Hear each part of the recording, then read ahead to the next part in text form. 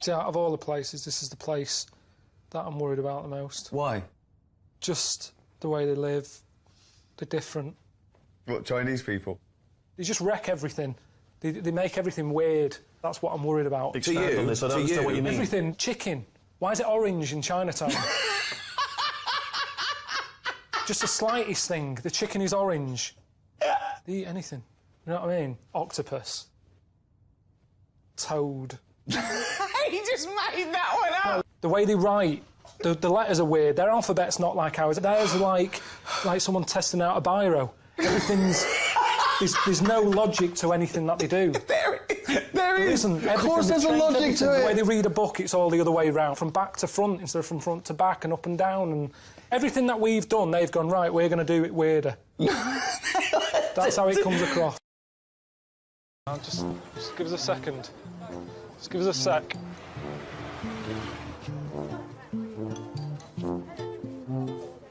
You are kidding me. Have you seen this? Have you seen the things? There's no doors or anything. As soon as you open the door, you could just get a full view of someone. I mean, if it was here, it's more understandable, isn't it? Because you'd be sat here, and at least people come in and you'd sort of go, I'm in this one. But it's a bit weird to just sort of wander in and... I mean, they've made this bit, why not just finish it up and put a door on it? They've done the hard bit. A couple of hinges and a door. And there's no toilet paper. What did they do here? Did they just pull up the pants and walk off? Is that what you do? I'm not here to say they should be using toilet paper, it's not right. If that's not what they do, that's not what they do. But it's just, I didn't know that. I didn't think China was going to be like this. I thought it was going to be more... Like I said, I thought it was where they'd made the iPod. I think I've got the wrong place, because this ain't a place where they need an iPod. Have a toilet roll first. I mean, it's weird, because whenever you buy stuff like that, toilet roll holders and stuff, it says made in China. Why aren't they fucking using them then? That's odd, isn't it? So he's got to leave the house and he's got to go, do I feel like one today? I might do. I've had a bit of a dicky belly. I best get my seat. Everyone who's walking past knows he's going to have a shit at some point today. I wouldn't like that.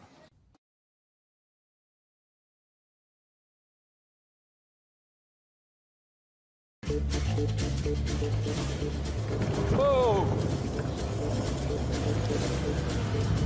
What's the rush? It's been here for 4,000 years. What's he doing? Oh, my arse.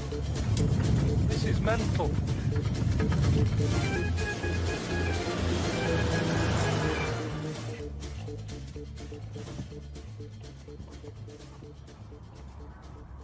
It's a lot of shit. You don't normally see any of this, do you? You don't see that many buses there.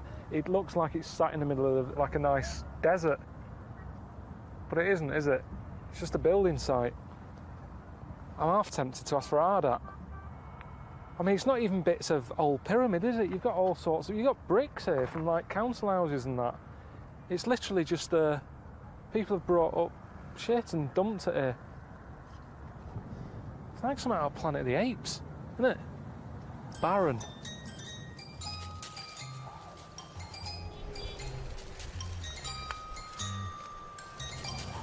It's like a little tornado, isn't it? Yeah, you don't see that in the brochure, do you? Shitty old nappy whizzing through the air. I tend to leave that out. You see, I've always wanted to see a tornado. That is on my wish list before I die. Because it's natural, it's a natural thing that I don't understand.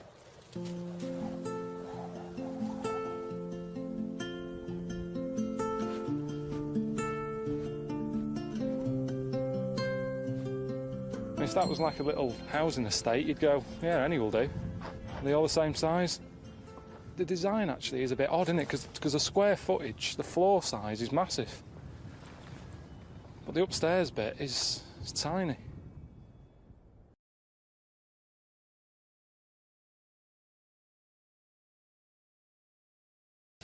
Yeah, I'm not going to change your mind, am I? I'm not going to come here and say, you know, it's all right, but it's not that amazing, is it? It's like telling someone that the kid's ugly. It doesn't matter how ugly that kid is. The mum and dad love it to bits. And I didn't want to say, but when I was looking up, I thought the chin looks a bit big. It's like that. All the rest of it is brilliant, the proportions, his arms and that, his body, but they just need to chip away a bit more, I reckon, at the chin. It's a bit sort of Jimmy Hill-ish. Say if I get back home and someone says, "You've seen Christ Redeemer?" I go, "Yeah." And they go, what's it like? I'll probably just say, it's like a big ornament. Do you know what I mean? It's like something me Auntie Nora would have, sort of next to the telly. But I'd say if you're going to come up here, it's not about that, it's about that lot. It's about coming up here and seeing all the view there.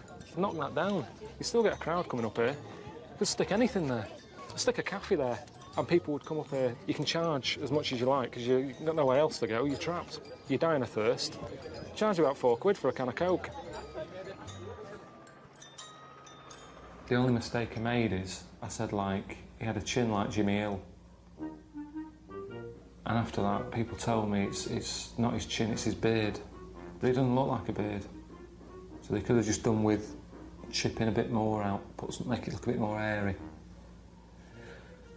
I was saying that there's so many sort of flying ants around there. I imagine the workers going, "I've had enough of this. Does that look like a beard?" "Yeah, it does, Bob, let's go. Not hanging around here." That ruined it a bit. I don't know why there's so many flying ants up there. Ants shouldn't have wings. I mean, when you see them walking, they're all over the place. They sort of go forwards and then come back exactly the same path and shoot off over there and come back again. If they're not good at walking, they're going to be useless with wings.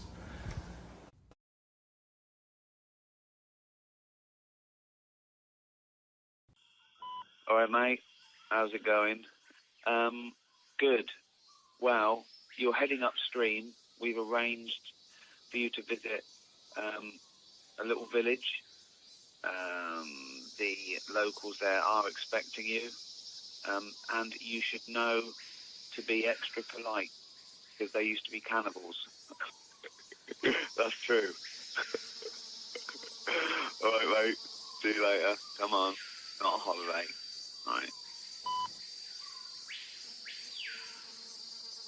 Is he having a laugh? I mean, what does he mean they used to be cannibals? I mean, what are they doing now then? What happens if it's just, I'm like a rare delicacy that triggers something off? We haven't had a white man for years. Before you know it, they're all giving it all this. Hey, around the fire, me sat in a pot.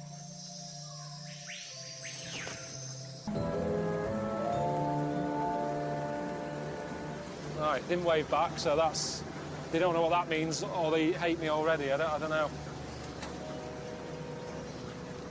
Nothing again. I'm not doing it again, it's embarrassing. It's like asking someone's name 3 times and not hearing them. Are they smiling even? This is proper, isn't it? This is like proper tribe.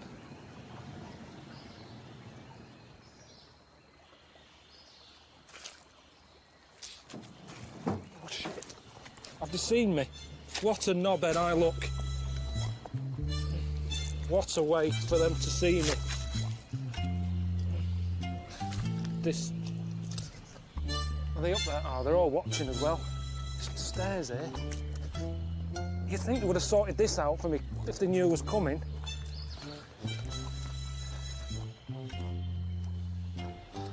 Do I want the bags yet? All right. OK. He's glad to see the back of us, isn't he? See you then. Look at him, he can't get out of here quick enough. He knows more than I do, obviously. Look at him. Not hanging about, no waving. Raymond! Raymond! Anyone watching at home, he does do tours.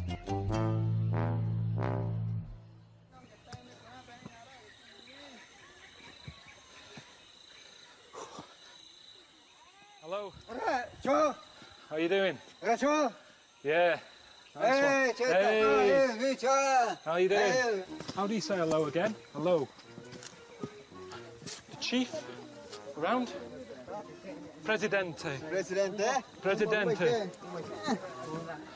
This is going to be hard work. See, I don't like that. I don't like the big, all the attention. That's one of the reasons I haven't got married. All that photo, everyone's looking at me. You don't know where to look. Women there, we're now on stuff. It's like, what's going on? All right, what's he saying, Aldo? What? What's that? Hang on. Hang on a minute. Where are you coming? That's what I say. Why am I coming? Where are you coming? I'm coming here. Ricky and Steve, my friends, asked me to stay here on the way to Machu Picchu. I've just been explaining to a fella here that I'm on my way to Machu Picchu. Need somewhere to sleep. On my way. I'm gonna be staying here in a tent. Right, let's let's get on with it. We've all got stuff to do. Oh, God. There's a woman with an axe. Right, and she's not wearing the stuff. It's like she didn't want to join in. It's mad, isn't it? No matter where you live, there's a nutter. Whether it's on a council estate in Manchester, London, in the jungle. There's always one in who doesn't want to join in, swinging an axe about.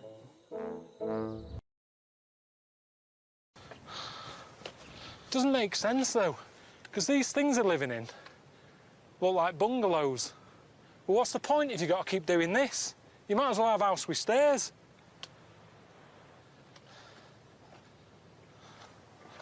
A bit more pleasant. For fuck's sake.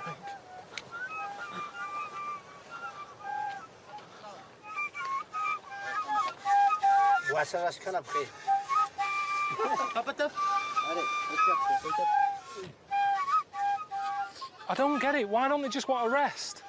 They've been walking up there with all these bags, out of breath, and now they're wasting breath, just making a racket. I mean, that doesn't even sound nice to me. That's not relaxing. They're all doing their own thing here. I mean, I had a cassette of pure mudes, like panpipe stuff. Used to sort of make a bit of a romantic evening. Didn't sound like that. And there certainly wasn't a rat involved. Oh, God for that. Oh. I'm going to keep walking. All right. Enjoy your dinner.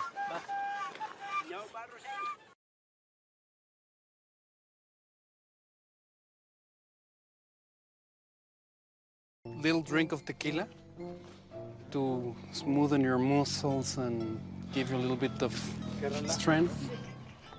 One kind of tequila, they put worms in it. And it's a very nice thing to offer the worm to the guest. What is wrong with you people? May we split? Just piss-arsing about on bulls, drinking worms. I've been wrestling. I've only been here about 3 days. It's like everyone's daring each other to do something stupid. Get on a cow, get on a bull. Hey, let's have a wrestle. Eat a worm. Do you know what I mean? It's never ending. It's just... Actually, for us, this is normal, man. I know, but that's what's frightening. Do you chew or do you just swallow? Of course you chew and you try to figure out the flavor and everything. Right, here we go.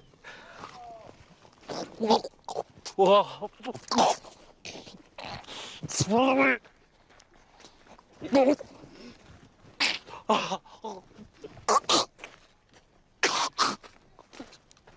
It's still in there.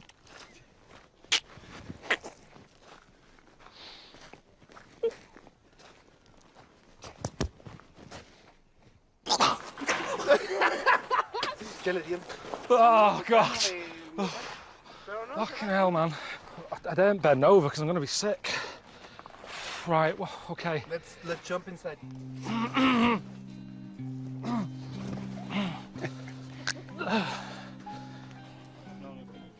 Gracias. Can I see him? I've caught you out, haven't I? Get him pissed up, stick him on a bull. If anything happens, you just... See, this isn't helping, Eugene. You know, seeing I've got to suddenly jump out of the way. Shit! Look. Shit! Hey, come on! I'm not going out there.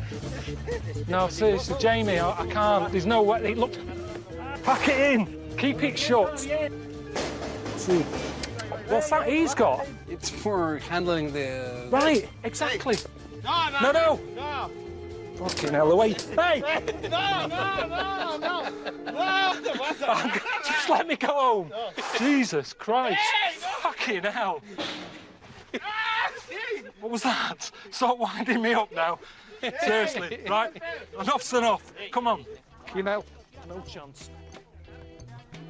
Karl, Get it. Come back, man. Karl, it's your turn. No. Karl. No, leave it. Seriously, I've ridden a horse, I've had a drink, I've eaten a worm. Karl, come back. No. Load of bees here. Is anywhere safe?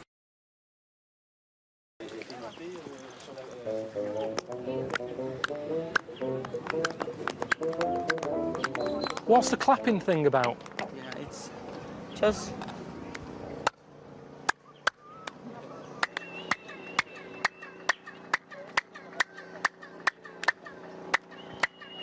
Oh, now I'm hearing it. It's like a boing, boing, boing. Is that me doing that? Just fluke though, innit? That can't be. Whoever designed that didn't say to the builder, right, listen, I need some sort of structure, some sort of platform that we can cut heads off. We want the head to roll down, and then just at the bottom something where I clap and it sort of bounces back. That just wouldn't be on the to-do list.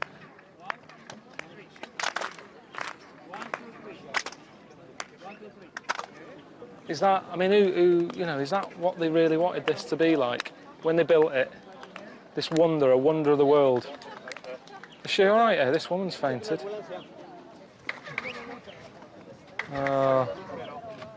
You see, though, look, everybody loves it. It gets a bigger crowd than the wonder now. Because people go, what's going on, Elsie? Going, oh, get the camera out. I think they're dying. Okay. No, she's still alive. Let's move on. Yeah, ambulance now. I prefer to get out of here now. I feel like I've seen it. I've had a bit of a lesson with this. It's been all right. It's not been my favourite bit of Mexico, if I'm honest. More people flogging shit. I'm half tempted just to sort of fall over like that woman and get a lift home.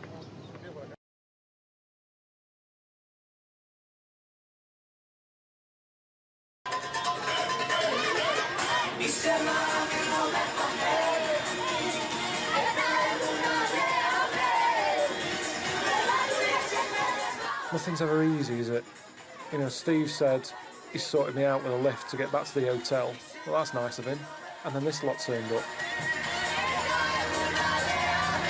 I want to go around this car or another car every day and make people happy. Why not? This is what we do in traffic jam. They were nice enough lads and that, but doing that is dangerous. And there's enough danger here, you know, with bombs going off or blokes walking out with guns. I don't need to add more danger to my little trip by dancing about on a busy road.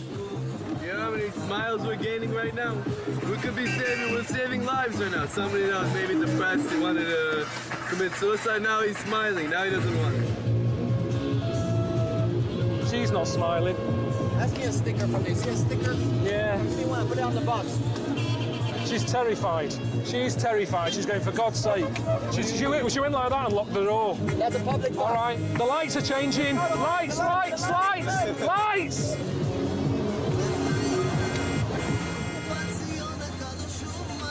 Oh, we're not getting out again. Where are you going? And it took ages, didn't it? You know, I mean, I might as well have got on a bus.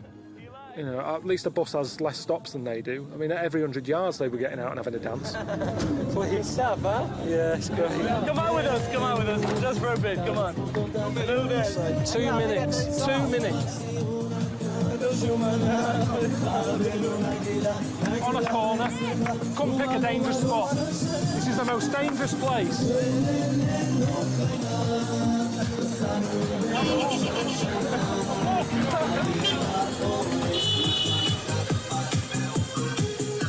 Yeah, I felt a bit bad about jumping out and legging it, but I don't like dancing, do I?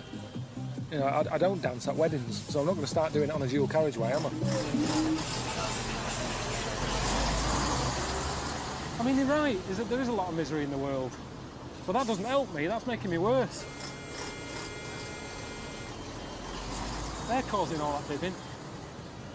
You know what I mean? Someone's trying to get to hospital, the grand's dying, they're in the road. Get out the fucking road.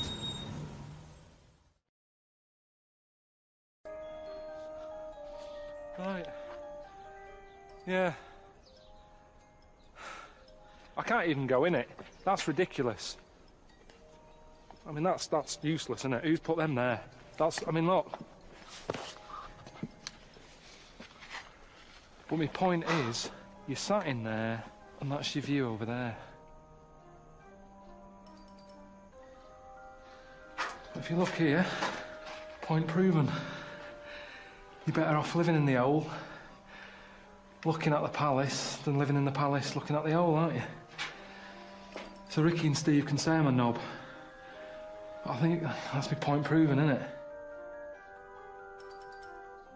But I wasn't just talking about buildings, I mean in life. Even being a good-looking person or an ugly one. In a way, you're better off being the ugly one and you get to look at nice things. You're looking at the nicer-looking people. Doesn't matter about being ugly, how often do you look at yourself anyway? Same thing. Be the ugly one, look at the nice one.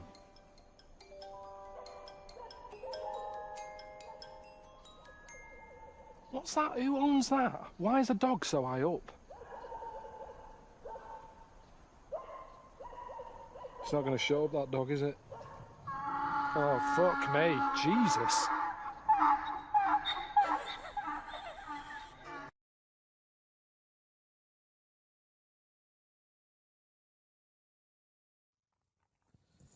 What's this in The Guardian? Guardian Guide, pick of the day. All right. Oh, pick of the day. This will be a good review, then. The conceit of this ball-achingly dull series... Has your balls ever ached from watching a programme? Have you ever watched a programme and gone, don't know if I'm enjoying this, but my balls are aching, I hate it. This is the dullest thing. Oh, hang on. It doesn't, I don't know what that means. His balls are aching because the series is that dull. If TV that he doesn't like makes his balls ache, why don't you turn it off quicker? He must get a twinge and go, oh. There's certain things I've learned. Tell us, what have you learned? I learned that babies in China, a lot of them have square heads. Right, go on. Is this... Why? Can we look at this clip?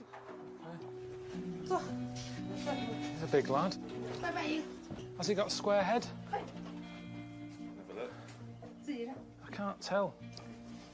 Yeah. But why do they have square heads? I asked some questions and the main answer seemed to be so they don't roll out the cot. No way. How do they make sure their baby gets a square head? They somehow stick a book to the back of its head when it's born. When you're born, your head's soft. Yeah, that's right, yeah. Did your mum strap a dinner plate to your head when you were a kid? Yeah, what? A ladle.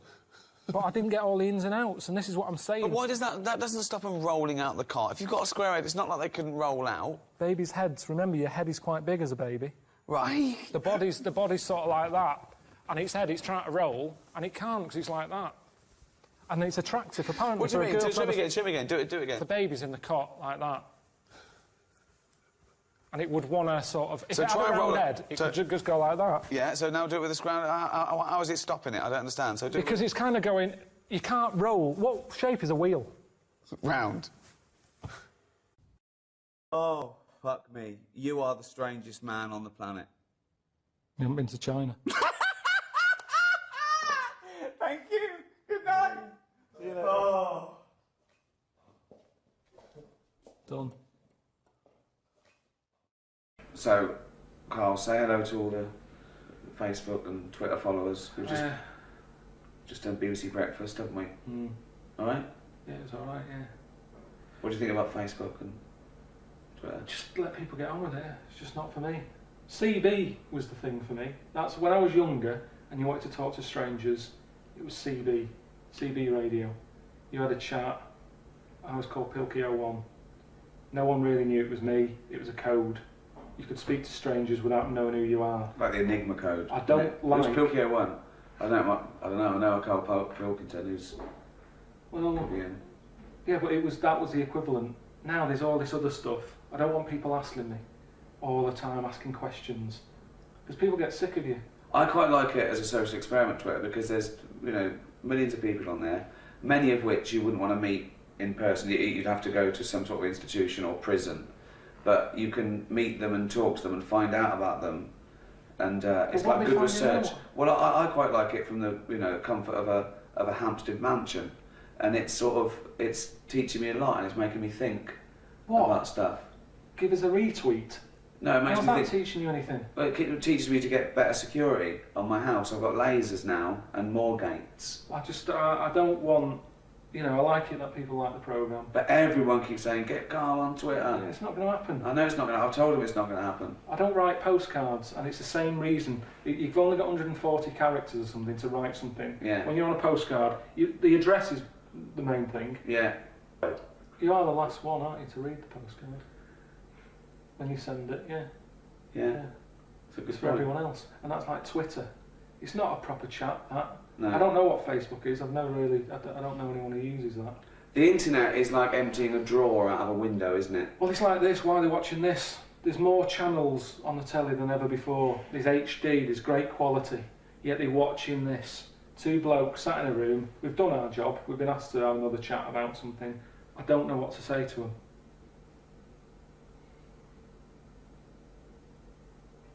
Mention the DVD. The DVD's out. Yeah, it's out now, isn't it? But you can get that from most places. And say you really appreciate them. But if they're online, you see, if these people are constantly online, they're going, oh, there's something to download illegally. They won't go out. They don't leave the house, do they? They're constantly sat like that at home, looking at stuff. Go out! Happy Christmas.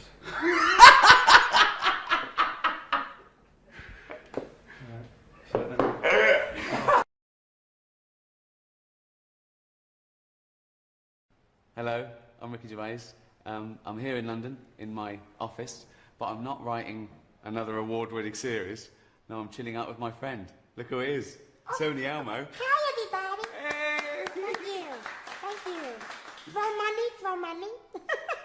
That's a little joke. Well, Elmo, I've invited you... I'm a little low. Can you put him up on the couch? Do you want that? There you go. Okay, thank you. You all right? Yeah, Elmo's good. Elmo's so happy to see you here. And Elmo's so happy to be in London, too. Well, last time we met, we were in New York, weren't we? On Sesame Street. Where Elmo lives, yeah. Where you live, and it was a great pleasure. I actually cited meeting you as the highlight of my career. Really? Elmo feels sorry for you, Mr. Gervais. I don't get out enough, do I? No. Now, Elmo, it was... Something there. You know they're my pyjamas. Really? You work in your pyjamas? Well, you were in your pyjamas last time. Boy, he must be really important. Exactly. You can wear whatever you want to wear. I know. I can do what I want here. It's my office. This is my town. And when I was there, I noticed that you were surrounding yourself with, like, weird things. Little monsters and strange... Oh, Mr. Gervais, we don't call them weird. No, but... They're family. But they're not sort of normal, are they, really? Well, no. They're all different shapes and sizes, and colours, funny voices, and that. But I've got a little surprise for you, because I've got my own little weird friend that I think you should meet, that I think you'll get on with. Really? It's only Warwick Davis. Mr. Warwick Davis? Hello. Come on. Oh, there you go. Look. Oh, you get that done to you too, huh? It's fine, here we are. I'm the luckiest man in the world. Oh, this is great. There we are. It's so good to see you. It's good to meet you as well, hiya. Wow. Fantastic. This is good to be here. Yeah. Right, Ricky, yeah. It's so nice to meet you. Yeah. He's got a little suit on. Yeah. We could get you something like this, couldn't we? A little furry outfit or something. No, I've done the furry outfit. Oh, Elmo, what do you think of him? Well, Elmo thinks you're wonderful. I'm gonna see you in a bunch of movies. I know he'd like you. Yeah, Are you? Yeah. I knew they'd get on. It's so good to meet you. Look at this. Here we I are. can't believe like that. Together, all Oh, together. God. Good. Oh. Hey, Mr. Ward, will you come to Sesame Street? Oh, I'd love to see No, that. very much You like put him in a little it. dustbin or something. No, and I'd he- have to be in a little... A little pop-up, a little dustbin. When And you'd get to meet, like, interesting people, because they had big guests on there. And they go, look, do you want to meet Elmo? Yeah, hello, Elmo. And they go, do you want to meet Grover? Yeah, hello, Grover. Look who's in the bucket. It's Warwick Davis.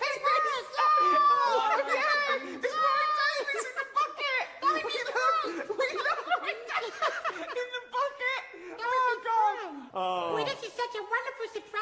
Gervais. I know. See? Thanks for bringing Mr. Warwick. You can't keep him, though, because he's got to go back to... where do you live? I live in a house. Oh, I'd love to see that little house. It's not little, you can imagine it. Oh, God. Oh. Say goodbye, everyone. Say goodbye. Bye. Say goodbye. It's so nice to meet you, Mr. Yeah, it's nice to meet you. We'll Mr. chat Warwick. later. Yeah, kiss him if you want. No. Go on. Kiss him.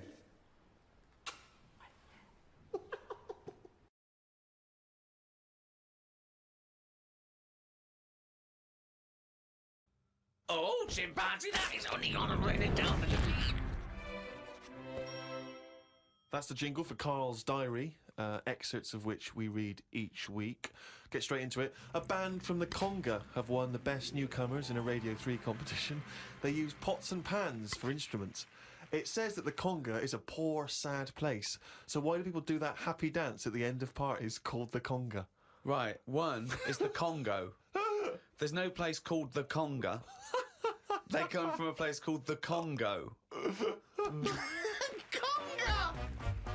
Fucking hell, you're such a... Met Suzanne at Euston Station. I said I would sort out the tea tonight, so I called the curry house.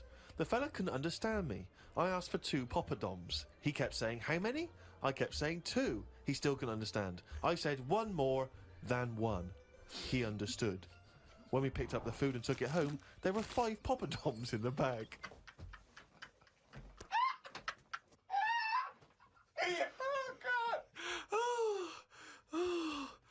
Oh, God. There is a restaurant somewhere that sells knobs to eat. No, there's not.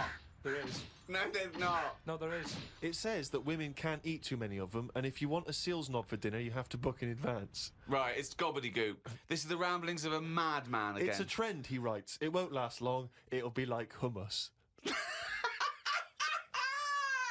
Called Ricky and asked what the difference is between the mind and the brain. Yeah, he did. That's a hell of a phone call to get. Unbelievable. Unbelievable. Ricky did explain, but I can't remember what he said.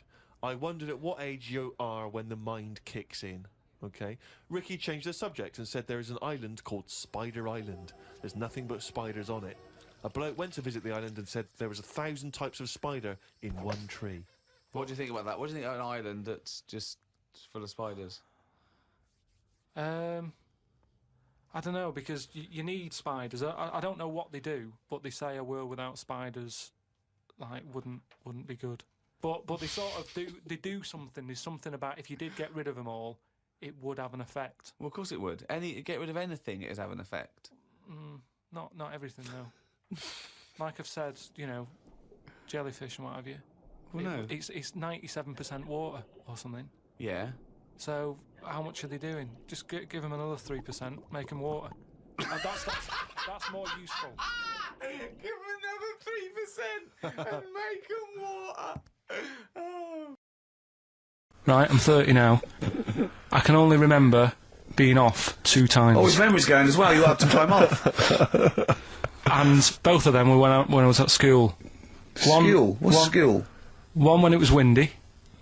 Why did you have time off? Because it was windy. But to be honest, Karl, that lasted for 7 years. Your time off at school. Why did you have time off? Because it was windy.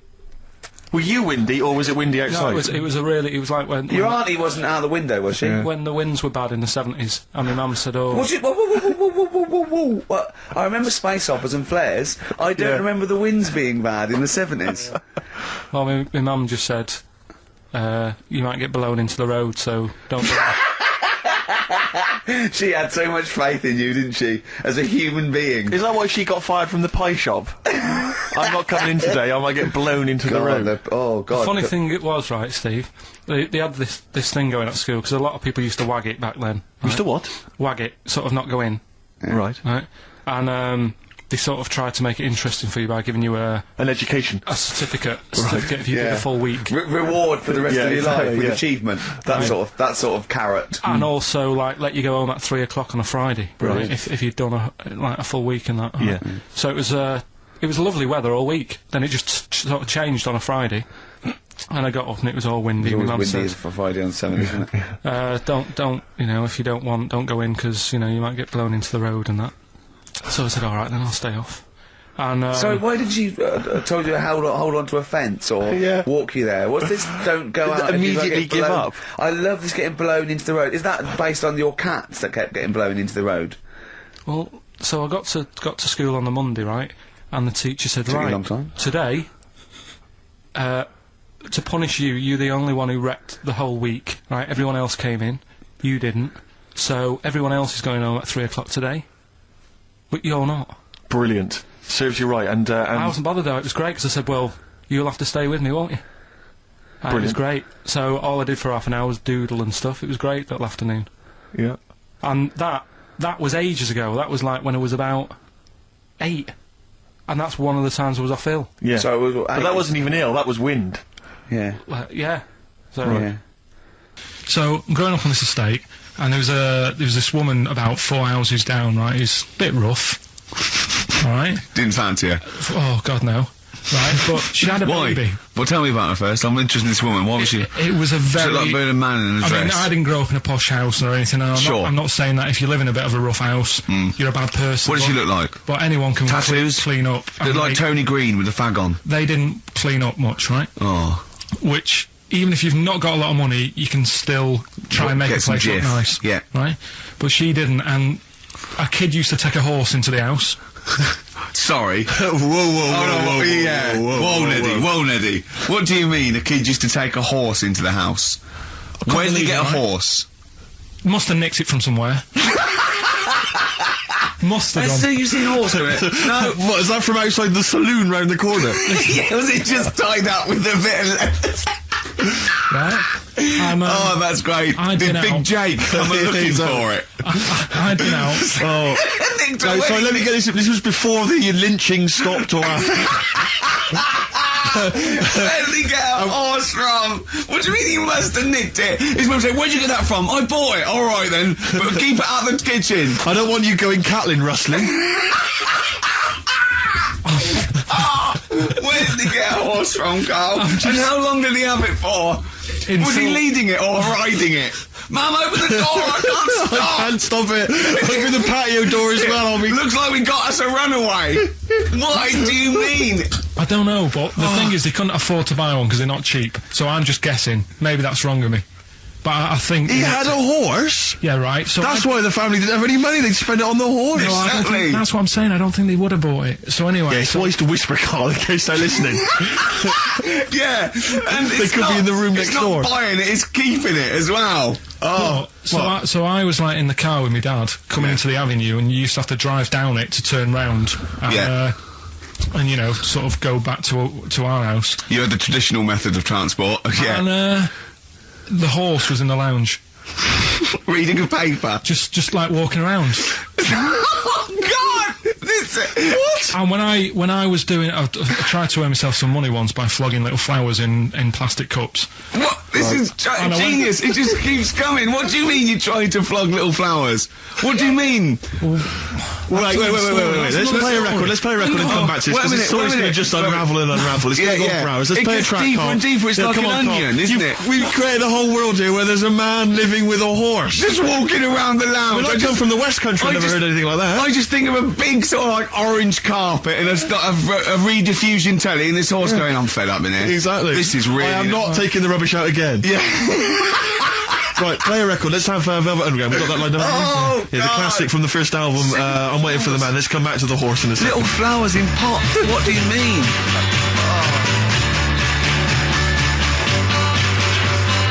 Underground and Nico, which apparently peaked at a disappointing 171 in the US charts. Think of that. And that's obviously Lou Reed, Velvet Underground, and Waiting for the Man. Yeah, great track. So we were talking, we were doing White Van Man, and we got onto genetically modified babies. But and then somehow Carl started telling a story about someone with a horse, and then he got onto he was trying to make money selling flowers. Just do the flowers briefly. Well, hang on, I just want to recap slightly. So there was a family, and who had the horse in the family?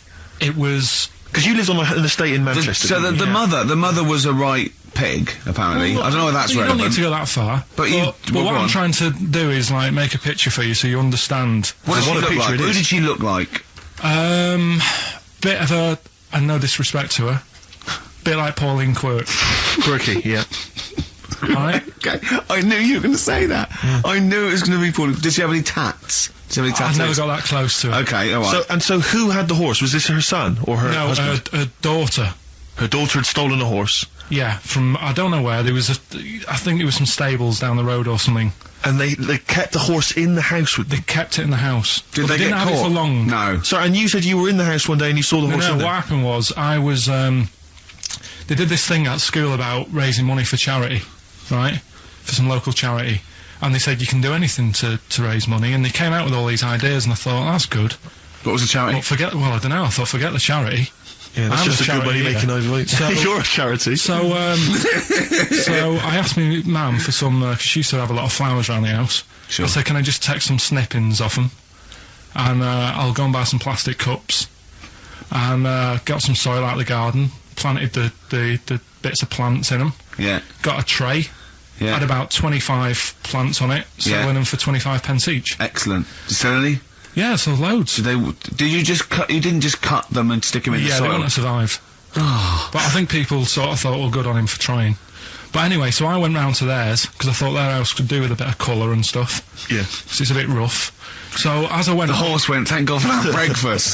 They've been feeding me kitty cat. So I got up to the door, and they opened the door, and it was one of them houses where no carpet. Yeah, a horse in the living room. You know. We've all been there. And the horse was walking around the living room. Oh. And it looked quite happy and everything, because I always say that about animals. Black Beauty was on. Yeah. Well, think about it, right? If you were a horse, where would you rather be? In a little wooden hut with a load of hay, or in like a house with a central heating, 3-piece suite, and a telly and that? Telly and that. No, but I was saying this the other day. And an Atari, right? Yeah, I didn't go to school much because my mum and dad had a caravan. Right. No need, is there? No need when you've got that sort of fun at home. Yeah. I used to just go away for weeks. Really? Yeah. Is that true? Yeah, honestly. Where'd you used to go? Port Maddock. But and so you didn't go to school much? No, I did, but not as much as everyone else. No.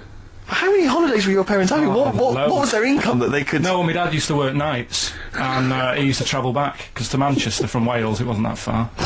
And Manchester to Wales? He used to do 4 on and 4 off, so me and my mum were like loving it. But what Port Meredith? Port Maddock. Port Maddock. Just down the road from Port Merion, where they filmed The Prisoner. Right. Oh, so that's cleared out for me. Yeah, location-wise. So what did you do then? You were in this little 2-berth caravan on the back of a Cortina estate. Right.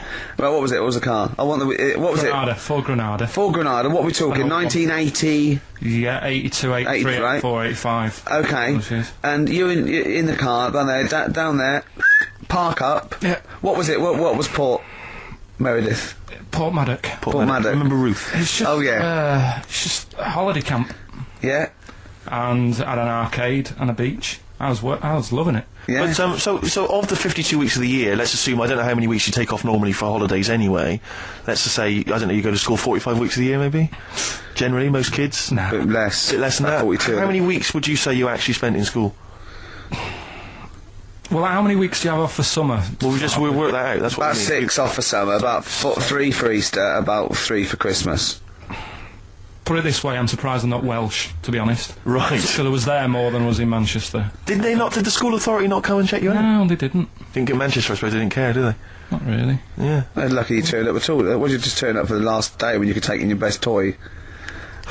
Did you know that when you could take in any game? Just play with everyone else's. Why, why break my stuff? Sure. Yeah. Yeah. No, cool. Well, this answers a lot. This does answer a lot. The fact that you spent most of your time on the beach as a kid. Teachers were no good at my school. We were talking about it yesterday. About so you were teaching them a lesson by going off for the summer? Yeah.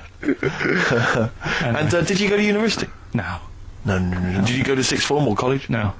When did you leave school? When I was about 15. Right. What, you just went on holiday and didn't come back? I just got a job early, didn't I? Where was it? Port Maddock? Getting there. No, I was a printer. BM Print in Trafford Park. Have you ever seen, like, a bald pet? No. It's weird. What do you mean? Because my mum, we had a cat. We used to get through loads of cats because we lived there. Oh God! It started early today, isn't it? What do you mean? It's only 10 past 1. What are you doing? No, running a restaurant? We lived on. Oh, God, what do you mean? No, we lived on like a main road. Oh, yeah. Right? So Yeah. we used to get through a lot of them. My dad It was kept their saying, risk. you know, stop wasting money, you know, it's not Stop good. wasting money, not wasting cats. Right, so, anyway, we had this cat that was ill all the time. And, It's just bag of nerves, probably. Yeah, malingerer. Yeah, I'm terrified. I'm going to which house? Rome. Oh, God, bloody hell. Rome. Don't let me go to the Pilkingtons. and it, for some reason, it kept being sick all the time. Right? Yeah, that is nerves. That's definitely nerves. So my mum thought, oh, I've had enough of this, and she shaved it. Whoa. Whoa. Now, I know you're not vets in your family, but what correlation did your mum think there was between you being sick and shaving it? Because it kept being sick, and it was a pain to wash, because it kept getting So caught she up. wanted a dry wipe cat. So... Why didn't you just varnish it? What? It's weird, So now he's cold and sick. No, but not all of it. She left sort of the back half, but sort of from its waist, sort of. I love that shaving because it's sick on itself. And That is it was genius. the weirdest looking thing. I mean, normally I like cats. I'm always like giving yours a stroke on the head and that. Yeah. As soon as she did that, it was like, oh, Yeah. can't touch it. And then So now it's sick, cold, and hated. Yeah. Carl. It must have, I mean, the other cats must have been taking the mick out of it constantly. It's just making things worse. Did it get, I'm hoping that it got run over and was put out of its misery. no, I think it got all right, that one. Or is that the? Yeah, it did get run over. It did. Oh, God. Oh, dear. How many cats do you say you've got through? I'd say whilst I was living at home, I mean, it's still on the increase even though I'm not there. So whilst I was there, probably 5. God. Wow. Oh. Yeah. And were you upset each time, or you just got used to it? It's one of them things, isn't it? Like I've said before, when you first see something, it's a bit of a shock. Do you know what I mean? It's like the Elephant Man or whatever. Yeah. First time you see him, it's that sort of, oh, look at that. Did I tell you the time when the doctor said I was going to die? All right, keep talking. Right, ages ago, must have been about 15, right? And at lunchtime there was this. We used to have a choice of stuff to do at lunchtime, right? We used to have like a burger place that had an arcade machine in it, right? So we used to go there and play on that and have a burger. Or there was this baker's, right, that my mum worked at, and did great cakes and stuff, right? So she used to like bring some home and that, but she couldn't always bring them home every night because, you know, they cost money, and she used to get them for free. And they used to say they'd rather chuck them away than give them to the staff because there's a chance that the cream might be off. Right. Right, so they used to chuck them round the back. So I used to go round the back with my mate and eat a load. Brilliant. Scavenging, eating out of bins. No, it wasn't out of bins, they were still in trays, but they just stacked them up near the bins, right? So this got out, I mean, it used to be a chocker. Once the school found out, everybody used to go there, and it'd be like, well, have a cake. The headmaster probably fighting the kids off. Right, so I'd have, like, you know, you'd just eat, I don't know, 6 jam donuts or something, and then you'd spend your dinner money on the arcade machine. Brilliant. Right? So it was a good afternoon, really, right? So you'd do that, and this one day I must have had 6 or 7 jam donuts, a few Congress tarts. What's a Congress tart? I love them, it's me, I can't get them in London, right? So I'd have some of them. If anyone can get a Congress tart for Carl in London, please let him know. So anyway, this day, that was just a normal day. Do you know what I mean? You'd once, twice a week, you'd have a load of cake. In your life, yeah. Yeah, that's So all anyway- day in your life. Were the frog boys there with the webbed hands and the big heads? So- and the horse in the settee? Yeah. But the day after one of these days, I had really bad cramp in my belly. Right? Yeah. I was like in agony, could hardly walk. So I said to my mum, You could hardly stagger to the free cakes. So I was in absolute agony. I said, I don't like doctors, but you'll have to get a doctor in because I don't know what it is. I can't walk. Just gets the doctor round. I won't say his name, but he said, well, doesn't look like he's got long left. Blimey. So I was a bit like, hang on a minute, I've only had a few cream donuts. Yeah. My mum was panicking. Sure. He went, my dad came in from work. She said, oh, something's really bad with Carl, I think it's serious. You know, the doctor said he ain't got long left. So he said, what? He said that and just left. So she said, yeah. He said, I'll have to call him then. So he called him up, said, what's all this about? You know, Karl hasn't got long left, how long's he got? So he goes, oh, I was only messing. It's just had some bad cream. Can you believe that? Well, the thing is... I like the fact your mum didn't ask any questions. I know. She didn't go into detail. Can you explain more, Doctor? No, I got to shoe off. But she doesn't. She doesn't you know, I don't want to diss you or your family, but I imagine if I was there, I'd have known the doctor was joking. Yeah. That's all I'm saying. I mean, I sound very arrogant there, but I imagine he went, what's he been doing? I had about 6 cream cones. Oh, right. Oh, wow. He hasn't got long to live then. I'll see you later. That's what I think the doctor did. Yeah. I just love the idea your mum just let him go. Yeah. Terrified, thinking, well, I'm not going to probe him. He's that's it then. Dad comes in. Hi, honey, I'm home. Anything happened? The doctor said Karl's going to die and then left. Go on. Watching a programme yesterday, and it was about these Japanese snow monkeys. And it was all about how animals learn things that aren't instinctive, particularly sort of primates, because they see other people doing it, and they start a culture. And they can pinpoint when one monkey first went down and got in the hot water springs and stayed there because it was hot, and the others copied them, and now it's part of almost a culture, you know, that won't be handed on because it's not instinctive, but has to be learnt each time. And you know, and they groom as normal, like other monkeys, right? But they're really intelligent, and obviously the reason they groom other people, other monkeys, is because they eat the mites. But also the monkeys have learned they like being groomed. Okay, so they showed this one monkey. It went to a deer, okay, and it was grooming this deer to get its mite off it, right? But then it didn't eat it. It held it in its hand. It went over to a monkey, put the mite on itself to show the monkey it had a mite, and got a free grooming. That's extraordinary. That's extraordinary. That is extraordinary. Because it gave up the food, knowing that if you put one there, this monkey would look for mites on it, and it would get a free grooming, and it was like having a little massage. What do you think of that? It's not bad. I've got some better stuff coming up later. On Monkey News, on the official. Yeah, Monkey do you News. see that? See what mine though? Mine's true. I mean, that's an interesting and extraordinary... It actually happened. It's social behaviour amongst primates. So I saw it. It was, you know... Did it rob a bank, Rick, at any time? It didn't rob a bank, and it didn't open a hairdresser's. See, that's what you're letting... That's what you're letting yourself down. It's not quite good enough, is it, my Monkey News? No, I got some... See the difference where I named the species, explained it slightly, told you an interesting fact, as opposed to, there's this monkey, right? And look at him looking at you. Yeah, he's not interested, Rick. Can I tell you now? Can I try and describe for people the face that Karl has? I'll tell you what it's like. It's like if you draw some eyes, a nose, and a mouth on a balloon, and then inflate it to about half full. That's what Karl's face looks like. That's what his head looks like.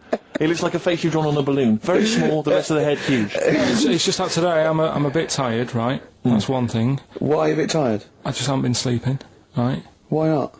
I don't know, I've got a lot going on in my head. Oh, if this would be like The Simpsons, if we could actually look in there, there would be 2 monkeys grooming now. Plus, you've been talking about, like, stuff that I can't relate to and that, so I'm... writing poetry? Like what? Reading books? Yeah, doing poetry and stuff. I never did any of that. What did you do? Well, at school they didn't bother. They tried to get us to write more, right? Right. By, giving you a pen? Well, they used to give us these school diaries. Yeah. Little red book. And it was a way that they kept an eye on what you were doing out of school hours. Right. So some kids would write down, you know...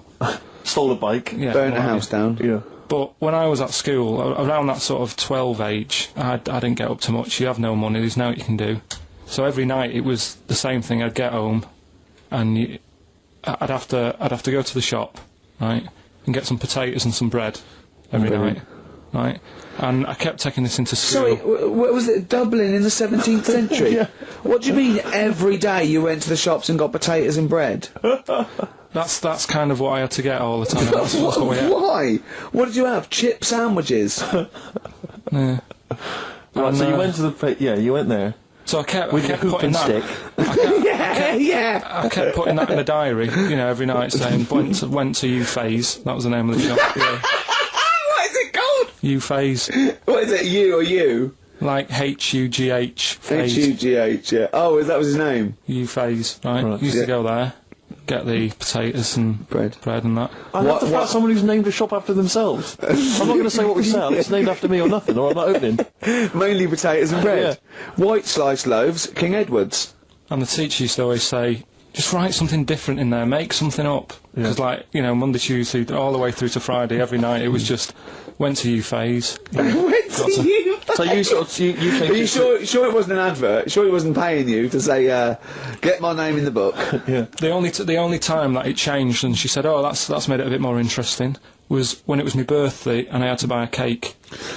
Potatoes and a cake? And she said, oh, that's good. Yeah. That was my 13th birthday. My mum said, I got home from school, she said, oh, you're 13 today. Teenager, big turnover. Go and get a cake. That's your experience of writing? No, what? Well, no, that's your experience of your 13th birthday. Oh, by the way, you're 13 today, go and get a cake. Yeah. Brilliant. Big surprise? Was it a big surprise? yeah, that is brilliant. I love it. That's the only sort of writing. What, and they never asked you to write essays or stories? Did you never write a story or a poem or a... The stories I did earlier on were, you know, you made them up, but it was that thing that I'd always end them with, and an alarm went off and it was all a dream. Every single one of them. Yeah. But they didn't. I mean, it was a bit of a. I bought some potatoes and some bread. Then I woke up and it was all a dream. Then I went to shops and bought some potatoes and bread. But did you ever do anything that write about an adventure when you were a spaceman, or you were a cowboy, or no? All the teachers had scams going on. So in English, right? You'd go in there and the teacher would say, right, what we're doing today is. Got a load of brochures from Thomson, but they say 1983 on the front, so I've got a load of stickers here that say 1984. Let's see how many you can do in half an hour. You are joking. Did you go to school with Oliver Twist? Sorry, you are joking. I'm not, that's what they did. So the teacher must have been getting a freebie or something for helping them out. Honestly, yeah, that's what it was. That is fantastic. They were all at it. They were all, other than Mr. Fagan, you had... Yeah. And then when they saw Karate Kid, they had every kid washing their car going, wax on, wax off, hurry up. Yeah. I'm teaching you something. Wax on, wax off, paint the fence. So I'm just saying, you know, that's why I'm a bit quiet, because you're talking about stuff I can't relate to. And why didn't you sleep last night? I haven't slept well since I was about 12. Do you sleep well, Steve? Oh, wait, you can't let that go. I haven't slept well since I was 12. What do you mean? Do you know, a proper... I used to love going to bed as a kid. Yeah. Whereas now it's oh, am I going to sleep tonight? And I sort of wake up about 4 times. Right. Whereas when you're a kid, I remember really loving, going to bed. There was one time where I actually laughed myself to sleep because I couldn't believe me luck. Is something wrong with him? What do you mean you laugh yourself? Have you ever had it when you're really tired and you get in bed and the pillows feel it's all cold. Yeah, and it's I can't believe this. Yeah, and it happened twice. Once when I just went to bed and I was really looking forward to it, and also when I helped my dad out once, through the night. He worked at at this paper company, right? And I helped him out, and I got in at about 4 in the morning with him. Got in bed. And I just was I was laughing my head off. I had to put the pillow over my head because I couldn't believe me luck. I was oh, this is great. I'm going to sleep. I just have to say, life up north is so extraordinary. No, but you must be the easiest kid in the world to please. No wonder she knew she could just go get a cake. It's sort of what was he expecting me to say? He were expecting an extra hour in bed, but we got him cake as well. Go to bed without any supper. Brilliant. Brilliant, yeah. Your own bed. How long was it before you got your own... What did you used to do before? Just some straw in the corner? No, it's just that thing of when you're really tired and... And do you ever do this with Suzanne, though? Do you ever laugh yourself to sleep with her? No, that's what I mean. She can't sleep because you're chuckling away. I don't know what's up with me. I've got a lot going on. Carl was in Heat this week, and they mentioned that he does this thing on Sky. What is it? It was... this thing with Richard Bacon, some programme about watching telly, and you just talk about what you're watching, and that. And he was annoyed, because he said his parents are there, and so he's not doing it. He's not going to turn up, because they mentioned it in Heat. And so his parents might watch? Yeah. Why are you worried about that? I don't like him watching stuff, do I? I told you, it dates back to when I did Little Donkey. at school. I don't want people watching me. What's that? Just renew us on Little Donkey. What happened? It was just, you know, I was there to play the drums and that, in We Three Kings. I was loving it, you know. I got a bit carried away. How old were you? About 13, yeah. Right? Really? Probably. Yeah. About 10 probably. Yeah. 6. Between 6 and Where old were you? What school were you at? Okay, you were playing Little Donkey. Yeah. So, and, No, No, but it was one of them schools where everyone sort of was in the same one. Do you know what I mean? Oh, a Manchester school. Just the one do you classroom. mean? Well, it's like... sweeping chimneys in the day and then 1 hour of learning? What are you talking about? What school were you at? Was it infants, junior or secondary? They didn't really do that. It was What one do way... you mean? You did that? They still have to abide by the laws of the land in Manchester. No, but it was a lot more...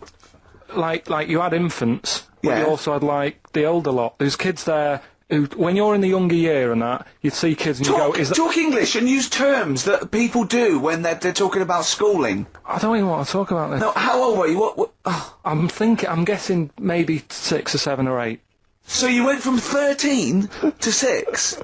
Yeah, but like I say, it's hard to remember because... Imagine if you were giving evidence in a trial. Yeah. How old were you? I don't know. Yeah. I mean, I don't know. I can't really narrow it down other than 7 years either way. You know, theoretically, Yeah. he could get called up for jury service. Right, you're on. A lot of mates who I had didn't have enough money to go on holiday, and they just get a present for the summer holiday. I would just like... Of course, they got an education, so... Yeah, but Carl, the thing is with Carl is, right, I want to give him gifts. Yeah. I want him to have the loveliest Christmas ever. I want him to go pony trekking. Do you know what I mean? I want to just... Scared of horses. So many things we don't know about Carl. Fell off one out of fate, and the woman didn't know what to do. She couldn't handle the horse. It was running off. I was hanging underneath, getting a kick in the head. No. Really? Now, hang on, what age were you? This could explain a lot. I was about 6. That makes a lot of sense.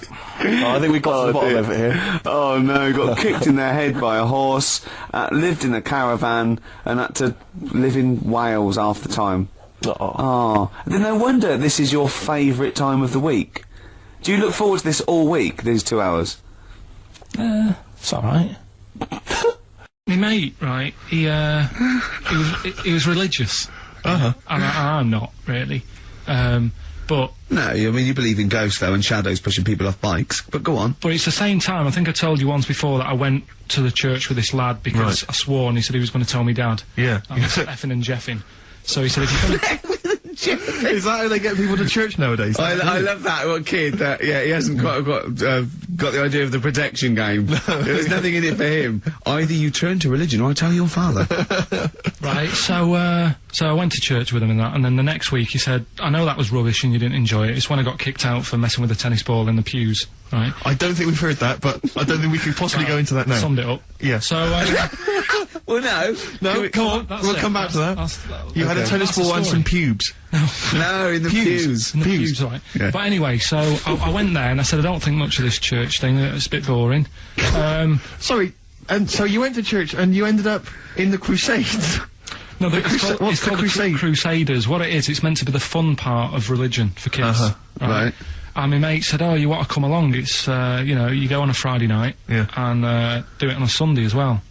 Right, so I went on the Friday night, it was brilliant. They had Sabutio, played table tennis in this dead big old house. And what do they do at the end? Say, I hope you enjoy yourself. Remember, God gave you all this. Well, it's sort of, you know, enjoy the simple things in life. You don't need computer games. You can play table tennis and that, and talk with your friends. Yeah. And blah, blah, blah. So, yeah, that's alright. I think you'd be happy in a young offenders institution. You get to clean the toilets there. But don't forget, Carl, I think God invented Nintendo too. Right. Well, anyway, so that was alright. I loved it on the Friday. Yeah. And my mate said if you go for 4 weeks in a row without missing a day, you get a free badge. And salvation. I don't like all this sort of being stuck in stuff. Do you know what I mean? That's putting your head in about school. Do you know what I mean? It's like, oh, every day. Right, so, anyway, so you've got to come again on Sunday, so I thought, well, we'll have another game of table tennis, it'll be alright. Yeah.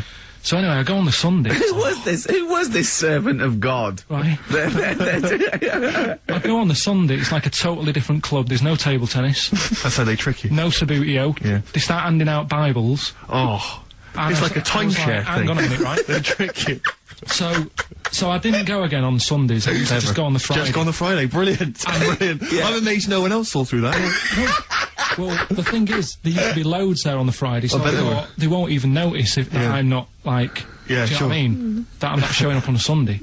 So anyway, carried on. It was just this kid in the vicar. Oh, I love that. You got one over on the church. So I was loving it, right? Playing table tennis and that. And then on a Sunday, they found out where I live, and the head fella started coming round, knocking on the door. God. He's everywhere, Rick. Why did he knock? The fella... Politeness. The fella who, like, ran the club, he started coming round knocking on the door. And I saw him coming up the path, and I said to my mum, "Oh, it's the fella from the Crusaders." Yeah. She didn't even know what I was. No, she thought like, you were off nicking hubcaps and stealing cars. She didn't have a clue what I was talking about. You've been going to church. I don't believe it. Little bleeder. That's not how we brought you up. So I said, "Look, just tell him I'm not in. Tell him I'm not in." And then she had to keep doing this, and they were coming round every Sunday to try and make me, like, go on a Sunday. It was really important that I went and that I was abusing the system and all this. Anyway, I didn't go. And then... Why didn't they just tell you on next time we turned up on a Friday? No, well, because there was so many people there on a Friday, you just get mixed in the crowd. Yeah. It was jammed. It was well popular on a Friday. Yeah. Right? But anyway, on one of the Sundays, it was quiet for a bit, and they stopped coming round. So I thought, right, I can go out again, right, on a Sunday, because I used to avoid hanging around the house in case... What sort of reign of terror is incredible. Right. So I thought, it's like the Spanish Inquisition. So I thought, great, they forgot about me. Yeah. Everything, I can carry on in sort of normal life now. Yeah. And I was playing out in the avenue. Fella comes round. And he goes, "There you are. You know, you're always busy on a Sunday. You enjoy Fridays and that, don't you?" I was like, yeah. He goes, "Well, come on, you've got to come with me." And I couldn't get out of it. No. You know what I mean? It's like, what could I say? Charlie says. Right? Yeah. So, anyway, he nearly killed me in a car crash. So that was the excuse I used next time. He had a Mini, right? And he was driving us there, and he hit the curb, nearly sort of turned over the Mini. Right? There was like 3 of us in the back. So I said... Is that a record? So... Next time, he came round to pick us up, I said, "Look, really enjoyed it and that." I said, "But ever since that journey, I really, you know, I don't want to get in the car with you again because it scared me a bit." And I said, "All right then, I didn't have to go again." That's all right, isn't it? That's extraordinary. Yeah. He almost killed you in a car crash. It's a parable. Thank God no one was hurt. Yeah. I remember that. Your life moves in incredible ways. Yeah. Rather like God. Yeah. So, they're probably round there now, aren't they? Going, is he coming tomorrow? So, would you like to start on your, to Steve, because I've heard all these. We won't do them all. Well, we'll start off with the Mr. Freeze. Tell Steve the story of Mr. Freeze. This is the first time he nearly died. This is the most serious of the lot, really. So, what it was, do you know, like, I don't know if your mum and dad did the same thing, but, like, they do the weekly shopping on like, a Friday. Yeah. So when you got to Thursday, there wouldn't be much stuff left in the cupboard. It'd just be like, you know, your Jacob's crackers and stuff like that. So when they'd been to the supermarket and they came back, I was like, you know, what's that saying? Like a pig in... You know, I loved it. It was like loads of food coming in, loads of biscuits. What is that saying? He nearly said pig in shit. Right. Is that the saying? Yeah. Right. So yeah, all this food comes in. Thank God he didn't. Otherwise he'd have been in trouble. That's true enough. Because he's culpable for our actions, because he's the producer. So technically, that twat's in charge. Go on. Right, so anyway, so there's loads of food, and I'm like, oh yeah, look at this, and chocolate biscuits, and, you know, penguins and stuff. Bacon. And bacon. Just in case, you never know. So anyway, my mum and dad's putting the food away. Me and our kid are like, he's already grabbed something, gone back upstairs. It's like feral children. it's like a quest for fire. And then they run upstairs. What did he just sit under the bed, gnawing at some sort of pig's trotter? So I saw, do you remember Mr. Freeze Pops? I do, yeah. So they're kind of like popsicles, icicles. Yeah, but really long, like a foot long, right? Yeah. So I thought, I'll have one of them, so I grabbed it. Went for the nutritious stuff first. Absolutely. And like my mum and dad are putting this stuff away and what have you. And I rip it open and knock it back. Right, straight away, just right back like Swallow that. Swallow it, yeah. But it went down the wrong way, right? So what, down your shirt? So I was like, oh God, I can't breathe, and my mum and dad didn't even know what I'd ate. Do you know what I mean? I ate it so quick. Yeah. And I'm sort of tapping my mum on the back, going, And she's going, oh God, you know, he's choking again, because I was always choking. If it was one thing, I don't know if I've got like a small throat, but I mean, even Ricky knows I can't drink that much, can I? Yeah. Do you know, or eat pebbles. I'm not a quick drinker. I'd always, I think I'm scared of like swallowing stuff. Yeah. And it was like bottle tops and mint imperials and stuff. I was always choking on stuff. So anyway, she's going, oh God, what's he picked up on it now? Drop it! And hit his nose with a stick.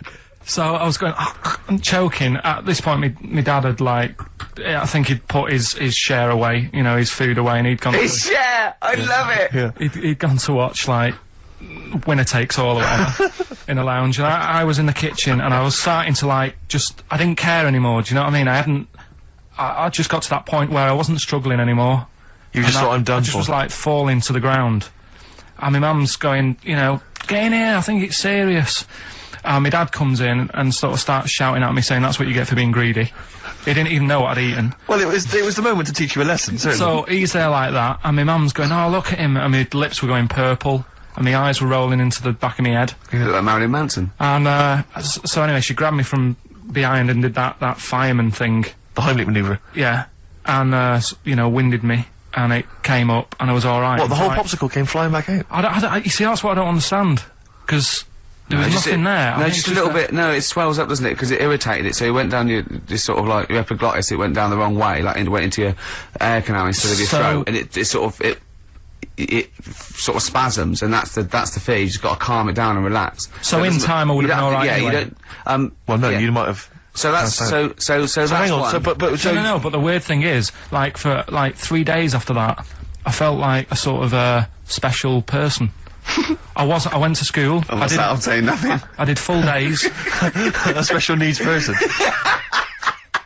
Yeah. I went to school the next 3 days after that. I didn't like wag it or anything. I did full days. I love that. 3 days, turned over in a leaf. Yeah, exactly. After 3 days, you thought, screw it. Yeah, did a quick history exam. But have you ever had that where you've like felt like I've been given another chance here? Right, next one. That's popsicle. That's popsicle hell. We'll call that. Right, next one. Which one's the next one? Oh, what about your paper round? Right. Can I ask very quickly? Did your life flash before your eyes like they say it did? No, I just sort of went really calm and like, I'm ready for this now. Right. I wasn't bothered, do you know what I mean? You had no regrets? No. It was weird. It was really weird. Yeah. But anyway, the paper round one. Paper round, I'd still say it's the best job I've ever had. And he means it! No, I really enjoyed it. It's like, you know, you don't have to work with anyone else, right? So you make your own rules. Just think of that. You know, you sort of You're spreading information to people, vital information. Giving a service, and no one else is around, you know, you can just do what you want and think about stuff whilst you're cycling around on your bike. It's really good. Yeah. So anyway... Imagine the stuff he's thinking about when he's riding around his bike. So getting in the head of a salamander. So anyway, I loved it, and even though I only got like 50p a day, right, no matter what the weather was like and stuff, I used to get up at 4:30 and go and do the round. And why'd you get up at 4:30? Because I wanted to watch the Pink Panther at 5:30, so I wanted to get me paper round done. I said, why didn't you watch Pink Panther? And then he went, I can't sit there thinking I've got my paper round to do. He'll ruin it for him. Yeah. So is it a good job or not? So 4:30 I was up and about, and this morning it was like winter, really bad winter, bad snow, you know, freezing cold, really windy and all that. And my mum said to me before I went to bed, she said, don't be getting up tomorrow, I'll give you the 50p. I said, it's not about the 50p. So, you know, people want the papers and stuff. So, conscientious. So anyway, I went to bed thinking, you know, that's it, I've told her I'm still going, so, you know, whatever. Go to sleep, get up in the morning, and put all my kit on. And I used to have layers of clothing on because it was really cold. I had like a big anorak on with the fur on. I had like waterproof pants, and I got my paper round bag. And I went downstairs to get out, and tried to open the door, and it was locked. I thought, oh, God, so she'd locked it so I couldn't go out, so I'm searching around the house looking for the keys. She must have hid them somewhere. I thought, oh, God, you know, I've got the papers to do. So I thought, how can I get out? So I went upstairs, climbed out of the bathroom window. God. Right, and to try and jump out of the bathroom window onto the porch. But the problem was, I had so much gear on, I was like the Michelin Man. So I could hardly move as it is. Yeah. And I tried to get out the window, and I'm like trying to stretch down like that, get my foot on the porch, and my bag got caught on like the hook of, do you know like how you have a hook so you can put the window open? Right, yeah, the little arm goes on. My bag had got caught on that. I was holding onto the wall and my foot on the thing, so I couldn't sort of pull it away in case I pulled it away and then fell on my head. Yeah. So I'm stuck there. Dangling. My dad comes back from working nights. Yeah. He thinks I'm a burglar. Gets out his gun. So he's shouting and stuff, going mad and going, Dad, it's me. And he had to give us a hand using a... He's heard that wily trick in Manchester before. He had to help me using a washing prop thing. A big stick. What did he do? Well, he said, just hold on for your dear life, and I'll sort of push the paper bag off the hook. Why didn't you go upstairs and sort it out? It was at that point where I was in the middle, there was nothing you could do, do you know what I mean? It's at that point where you've just got to make a decision. Yeah. And by the time you got upstairs, who knows what might have happened. Sure. Do you know what I mean? You've got to act there and then, not messing around. Yeah. So... And you could hear downstairs, now here he is, the Pink Panther. Yeah. Dad! Hurry up! Panther, ever so pink! Oh. So that was close to death, because I must have been about 30 foot in the air. Yeah. And I would have, you know, that would have been nasty if I fell to the concrete paving, so... Well, there's more to come. Should we play a record and come back to this? Because he's got more. Oh yeah, no. There must be one of them where you did fall on your head. This is the one I'm waiting for. There's got to be one. That would explain so much. Yeah. I nearly broke my back. Jeez. Once. My dad said I bet I can't kick me height. And I said I bet I can. And I don't remember this, you didn't tell me this one. I bet you can what? I was in the garden, summer's day, and it was that era when, like, doing kung fu and all that was really popular. Sure.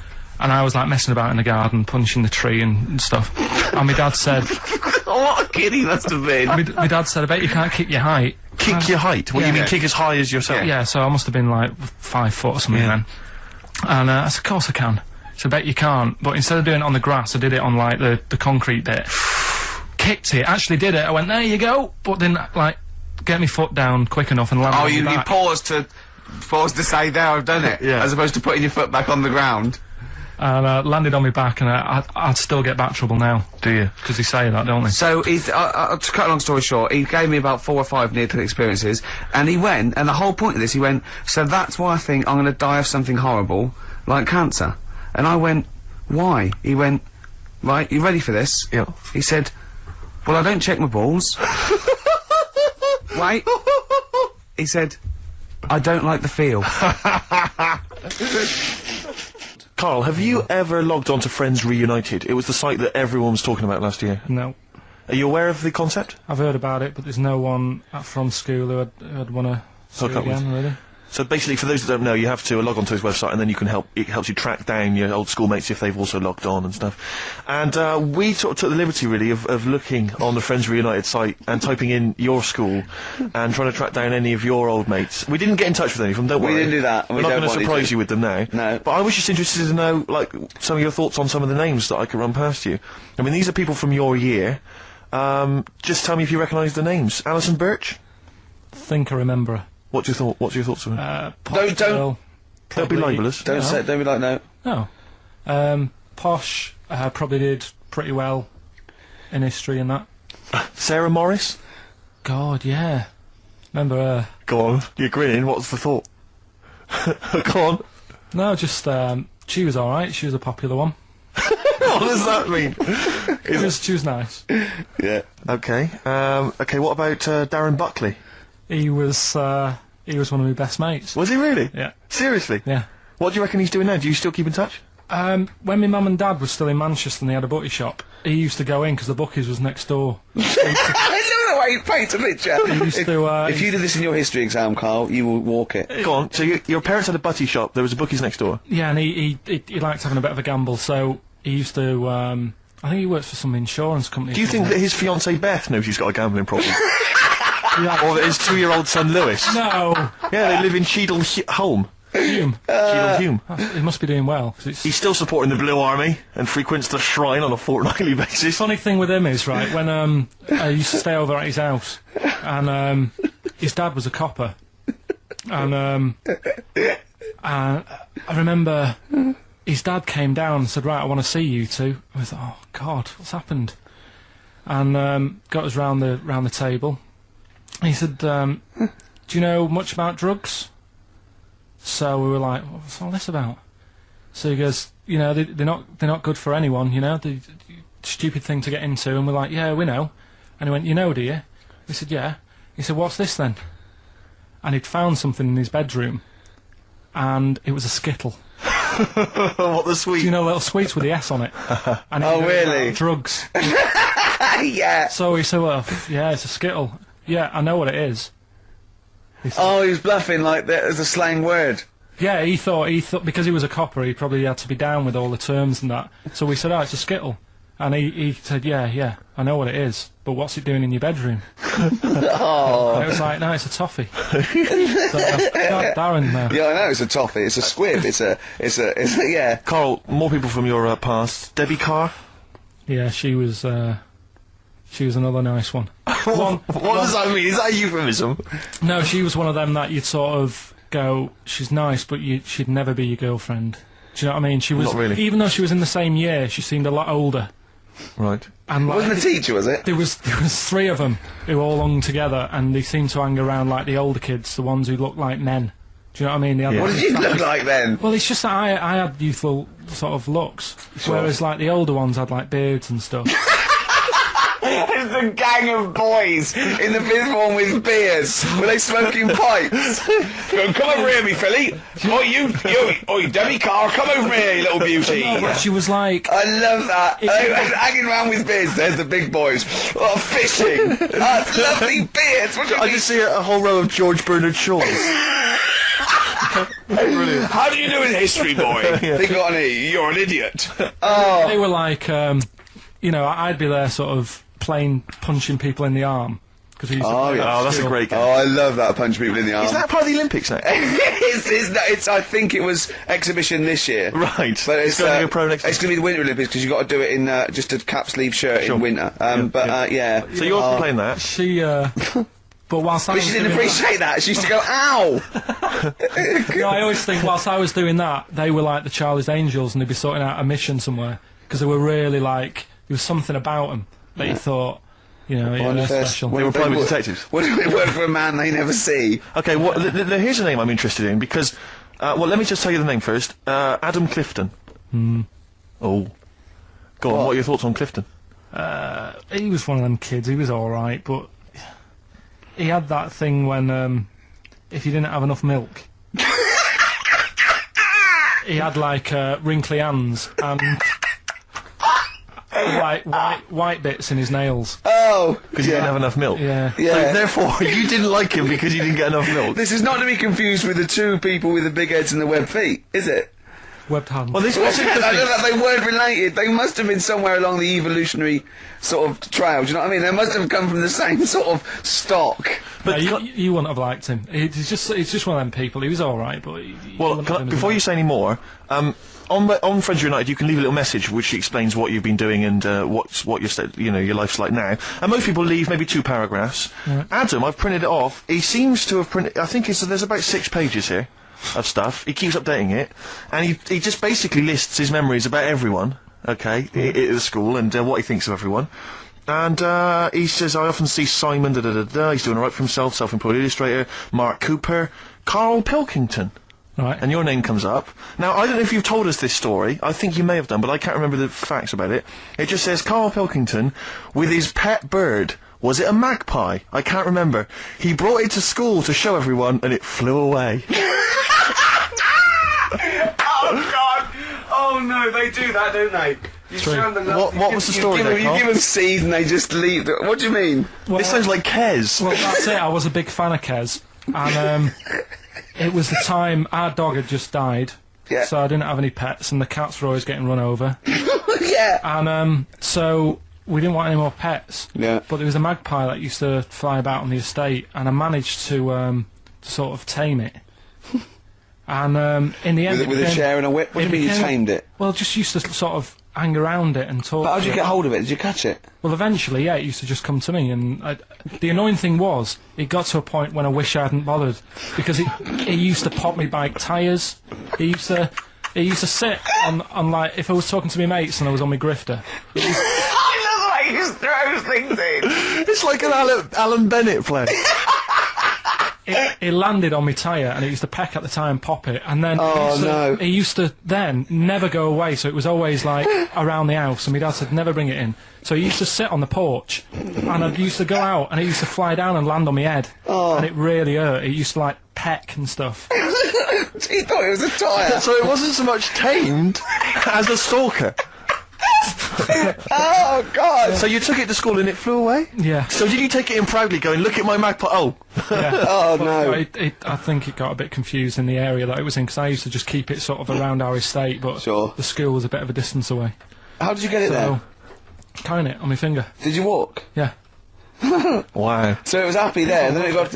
But it used to be one of those things that people would stop me in the street and sort of go, oh, what's that? And I don't suppose Maggie, called it Maggie. You didn't get Charlie's Angels to go and find out what happened to it? Investigate? Were they impressed?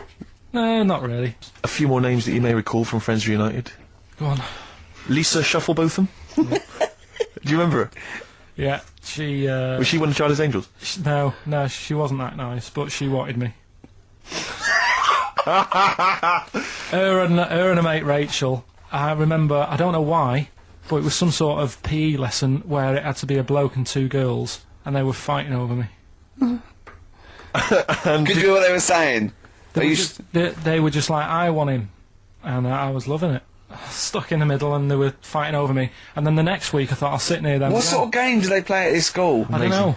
That's an incredible game. But I think punch me on the arm. No, punch me on the arm, Carl. They just went through it. Because the following week I thought, right, I'll sit near them again, because I quite enjoyed the way they fighted over me. But then they picked somebody else, and I don't know who I was with that week. So you didn't get any action with Shufflebotham or a friend? No. And when she got older, she went a bit off. She didn't look that good. She's probably nice now. It's just, I mean, I'll say about myself, when you get to sort of the end of secondary school, you do sort of go a bit odd looking. Right. Do you know what I mean? When your sort of head grows funny. I would just love to go back to his school of that era. I mean, just what happened to people, whether, you know, all people sprouting limbs. No, do you know and what things. I mean? When you're like 12 and that, you quite... No, not 12. When you're 10, when you're 7 to 10, you sort of look healthy, and you look at your pictures when you go, yeah, I was a good-looking lad. But then when you get to late secondary school, something happens, and you just look a bit odd. Okay, well, what about Alison Thorpe? Not sure about her. I sort of know the name, can't put a face to it. Damien Comer? Again, know the name. Yeah. Can't remember anything. No.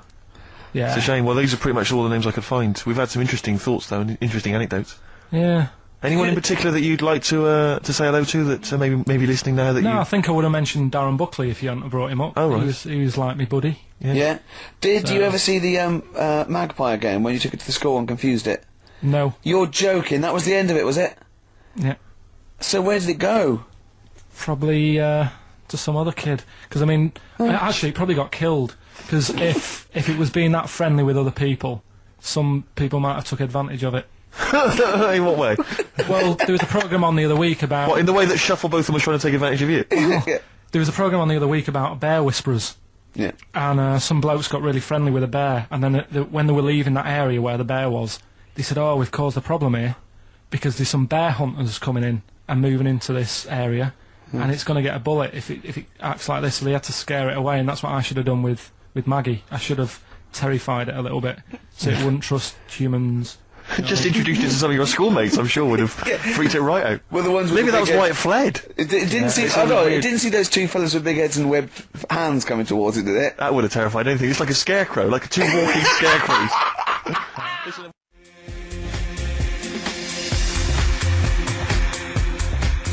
Express 2 featuring David Byrne, Lazy, XFM 104.9, 1:45. I'm Ricky Gervais. Steve's got the sun. Yes, we're just going to be doing White Van Carl, where we ask Carl the questions the Sun asked some other bloke. That's right. Because we think Carl's got more to say than anyone on anything. Carl only tells the truth, by the way. Just remember that, listeners. Off you go. Yes, well, today's White Van Man in the Sun is John Slade. He owns his own door maintenance company. His answers are very informative, I have to say. But, Carl, what do you make of the Channel 4 producer, aged 30, who duped a school into believing he was a teenager for a documentary? Are you familiar with this story? No, go on. Well, basically a 30-year-old guy kind of fooled the school into thinking he was a pupil for a secret documentary. The school's outraged. Do you think that that's, for you, should anything go when it comes to making TV? I think I've said to you before, there's loads of kids at my school. I remember being in the first year, and kids who, what year do schools go up to? I was in the first year, what is it? 11? 5? Oh, sorry, first year of infants and juniors. No, secondary school. 11. Right, year 11.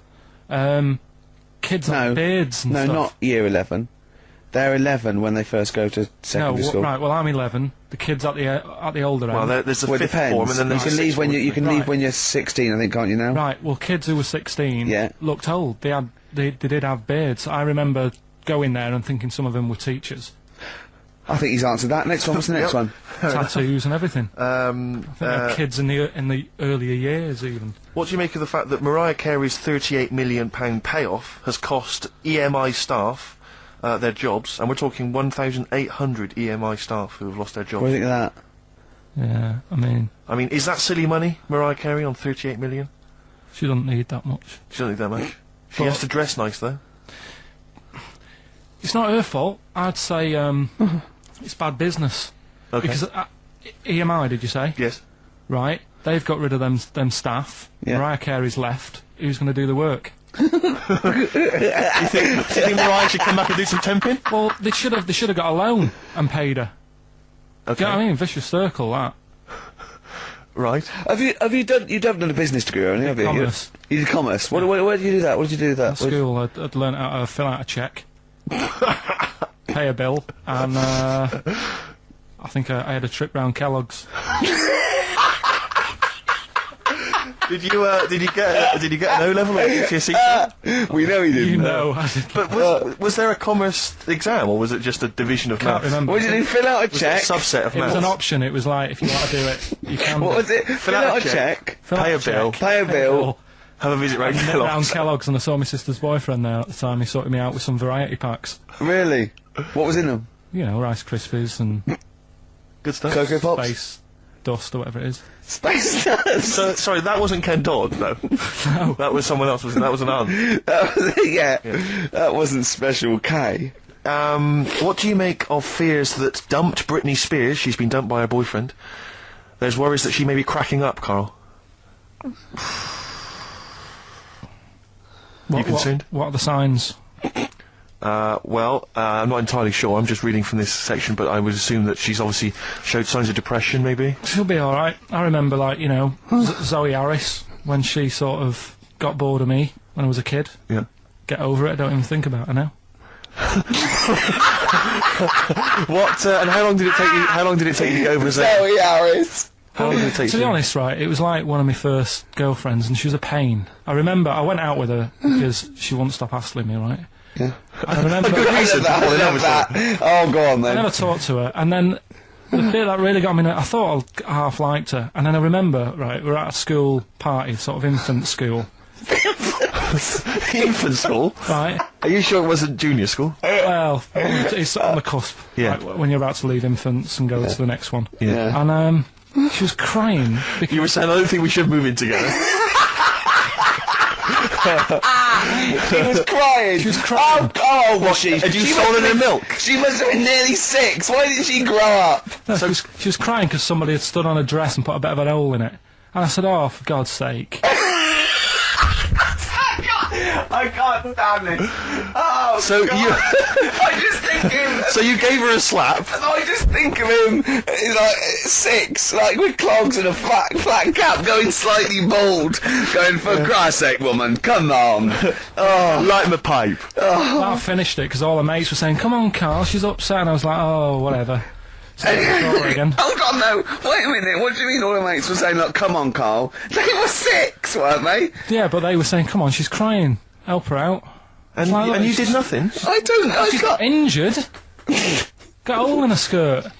Yeah, but she was upset and you were her boyfriend. Well...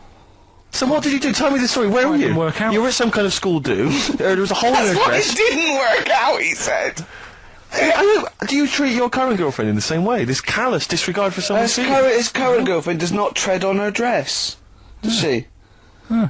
Oh, she didn't. So, as far as you're concerned, what was her name? Sarah? Zoe. Zoe Harris. She just felt like, well, you know, if she's going to make a whinge about, you know, a silly little hole, screw her. Yeah. You're all heart, Carl. What would you have done? I'd have gone over there and given her a lovely kiss. No, you wouldn't. Yes, I would. We were playing Dead Arm. If you had hair, what would it be like? What do you mean? Well, you obviously had hair then, back then. What was the style? It was like, sort of, I had quite sort of, fine, sort of straight hair. Yeah. Right. Hairdresser once said to me, "You've got hair of a Chinaman." He was a wise man, wasn't he? What do you think that meant then? Oh. He just said, he just said, "You've got the same hair as a Chinese man has. Very straight, quite fine." Why is he doing it? I just imagine this pal going, the arse was well, didn't it, sir?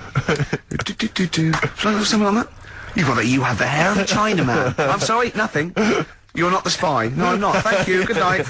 Oh, you're not like one. Yeah, lovely. You have the feet of a fish. I'm sorry, nothing. It's not you. Okay, next. You have the hair of a Chinaman. It was one of those barbers. It was a cheap one, just on a railway bridge. I don't believe that. Go on. On a railway bridge. That's why it was cheap. It was very low rent, so he could charge. That wasn't a barber. That was a man with some scissors. Yeah. Did you go? Oh, have to move you there, sir. Wow. Yeah. Okay, back in the chair, sir. I imagine them on one of those things you always see in old films where you've got to have to pump it up and down. Yeah, like a seesaw. Yeah, that's not as good as that. It was just a normal chair, little wooden hut, and he did have to stop when a train came past because it used to. Well, because he had to change the signal. Just making a few extra bucks. Yeah, exactly. Yeah. Oh, I love that. That's Manchester for you. Oh, God. It wasn't Bernard Cribbins, was it? I always remember him saying, "Do you want your hair washing?" And I said, "Is it free? You know, does it come with it?" And he said, "Yeah." So I said, "Oh, go on then." He said, "Hang on now, I'll just have to wash these mugs up." He had like a sink full of mugs. Oh, so I'll God. just take these out and then I can wash your head. Oh, no. And that's why. Why did you go to this man? It was cheap. How much was it? About £2. And when was this? God, at 88, 89. All right. Yeah. So what happened to your Chinese hair? When did it start coming out? You have the hair of a bald Chinaman now, don't you? You've got the hair of a Chinaman in a box now. I used to just work a lot of hours, and I think that's what made it fall out. Yeah, of course. It's not. It's genetic. You can't stop it. It's not genetic. Of course it is. Your dad bald? No, he's got more hair than me now, I think. Is your mum? Kojak's got more hair than you, Carl. Anyway, don't have a go at Carl's hair. That's a bit harsh. Oh, look at his little face. What did he say before in that book about going bald? It said it had a little tip, didn't it? We'll go over them later. It says if you're going thin, doesn't it say cut your hair short and something like that? So it makes you look thicker. I've never been into getting presents and that. I had the problem at that Christmas one, that time with the Victoria Plum. Yeah, we'd hate that. We'd hate to bring that back. We've done that. Because you talked about the book, because it's kind of to do with your dad, isn't it? He's a very bad gift buyer, was that the problem? Well, yeah, my dad just wouldn't bother.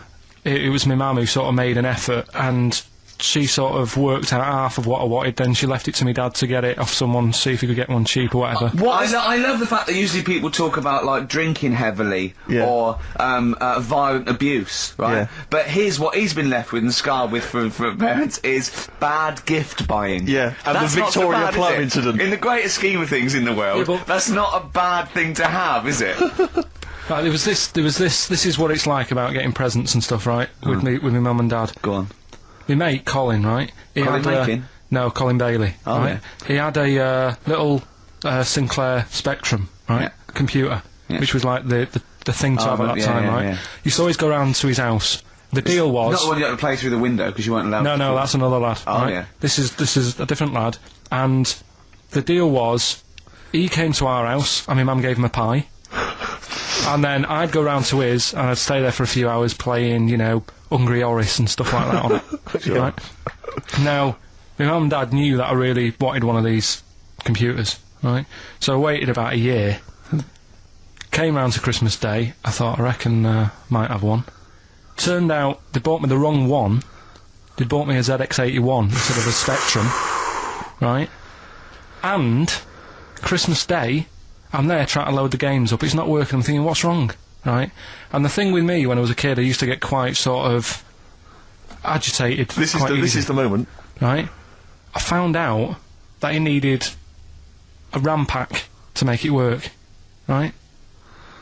Looking in the thing and it's saying, and make sure you put your RAM pack in the back. And I was like, oh, where's the RAM pack? And my dad's going, I don't know, I've got you the main bit. That's it. So, I was that wound up, I just was sick, right? Just sick. I didn't feel sick or anything, I just was like, oh God.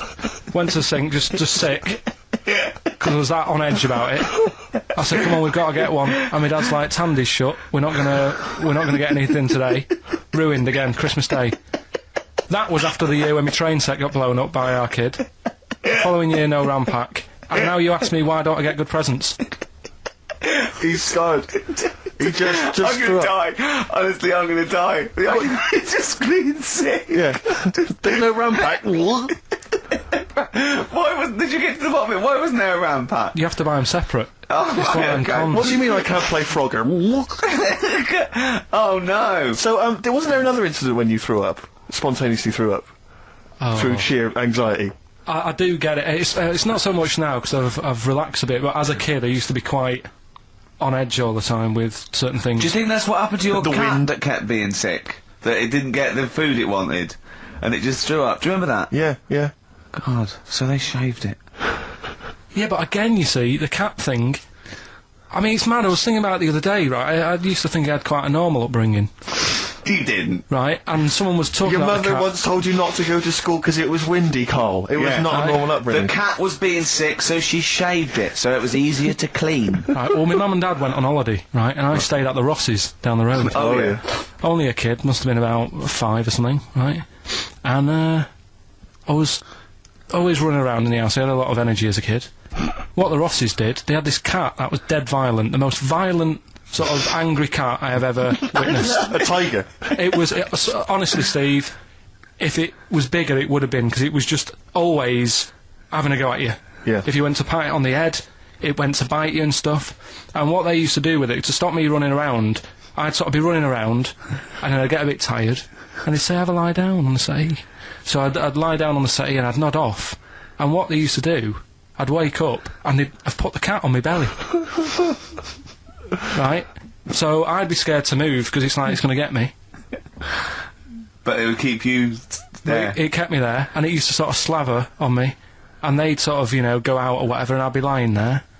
That's not normal, is it? Carl, sorry, were you created by the Brothers Grimm for one of their fairy tales? What kind of a life is that? Well, it's about me and Constantine infiltrating those gullible muppets. They are so gullible. And we are going to pin crime on them. Yeah, and I pretend that I really think they're brilliant, and I want to manage them and take them on a world tour. But really, it's just to get close to things like bank vaults. That is right. And the crown jewels. This is part of big nefarious plan. Yeah.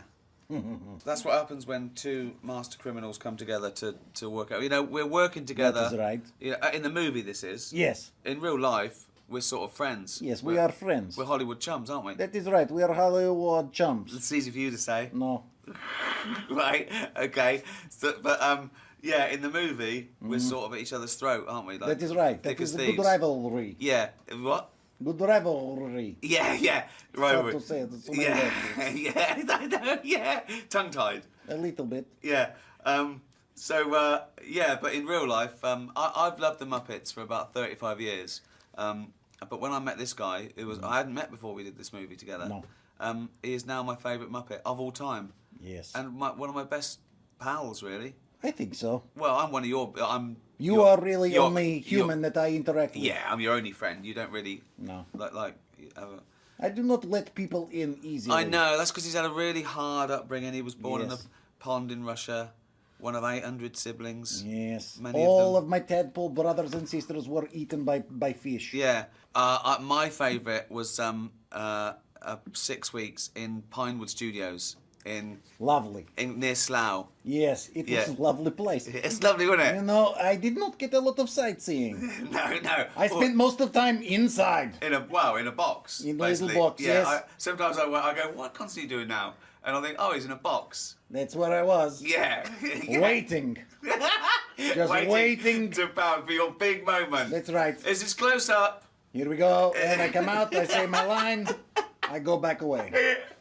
But he's amazing in the movie. Yes, I am. He sings, dances, a great impressionist. Yes. I do my own stunt. Do Kermit. Hello, Kermit the Frog here. I love a pig. Game changer. Yeah, do Al Pacino. Al Pacino in Godfather 3. Your favourite movie? Yes, my It's favorite. the best of them. It is the best of the Godfather series. Well, any sequel. You could only, it's a standalone. Sequels get better and better and better, like Rocky 6. And this is him. Yeah. I get out of there, and then they pull me back inside. Because it is cold, presumably. Exactly. Yeah, well, it's Constantine's little dig at me, really. I think so. A little song about him being number 1 and me being number 2. That is right. It is a wonderful tune. He's world's most dangerous frog. You are number just 2. kind of... Yeah, but that's in the movie. In real life, I'm number 1 and he's number 2. We do not have a song about this. No, we don't. But whether we will soon. Don't worry. Will we? Leave it with me. Leave it with me. There's going to be a song. I suppose, but I do not know. Oh, I know. What? I know what we could do. What? We could just swap the. I could start it. So I could sing. I'm number 1. You're the number 2. No, that will not work. Wait, it's been done before. You have to do something different. You will write new song. Okay. I will have it after lunch. What are you gonna have for lunch? Oh, flies. Yeah. I may have fly salad. Yeah. I may have like a grilled cheese with fly. Tempura, fly tempura. Ooh, that sounds delicious. Look, little chopsticks. Oh, this is deep fried fly. Yeah. Muppets Most Wanted is good movie. Yeah. It has lots of singing and dancing and plotting and punching and kicking and two frog for price of one. Yeah. And but just wait till the sequel, Muppets Less Wanted, yes. that we're gonna do. Because as we said, sequels get better and better. So that's what's that? Oh, that's just gonna be us two, isn't it? We're going to kind of drive around. We're gonna get rid of the Muppets altogether, just me and you. Just you and me. We drive around. You drive. Yeah. We just go around the neighborhoods. We see people on the street and we yell things at them. That is the best movie idea I have ever heard. Hey, get a haircut. Yeah. What do you look like? What's going on? Oh, I'm sorry, ma'am. Look, you can have long hair. It's okay. I will always apologize if I'm wrong. Yeah, you made a mistake. If I'm in the wrong. Yeah. I'm fair. Don't go in that cake shop. You've had enough. Stuff like that. Yeah. Yeah.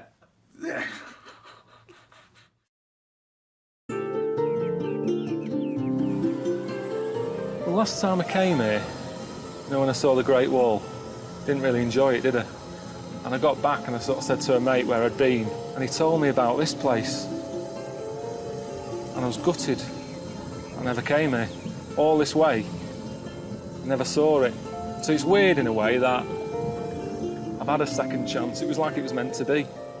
I think it's in keeping with what we've been doing. You know, travel programme, showing you the world, how others live, little communities and all that. All right. This is it. It's Dwarf Village. It's like this little town that they set up. Dwarves used to get a hard time or something in China, so they set this up, place where they live and work. They've made it for themselves. Everything they want, it's made for being a dwarf. It's ideal. Well, they're all happy. You know. Look at the skill of this. I'm doing a little bit of woodwork. Looks amazing. I mean, that's not crap, is it? He's done it all. It's all sort of miniature, look. It's really cosy. And to him, it's massive, isn't it? You can show me around one of your houses. Okay. I haven't been in one of these. Just slow down a little bit. Just hang on a minute. Just hang on. Oh!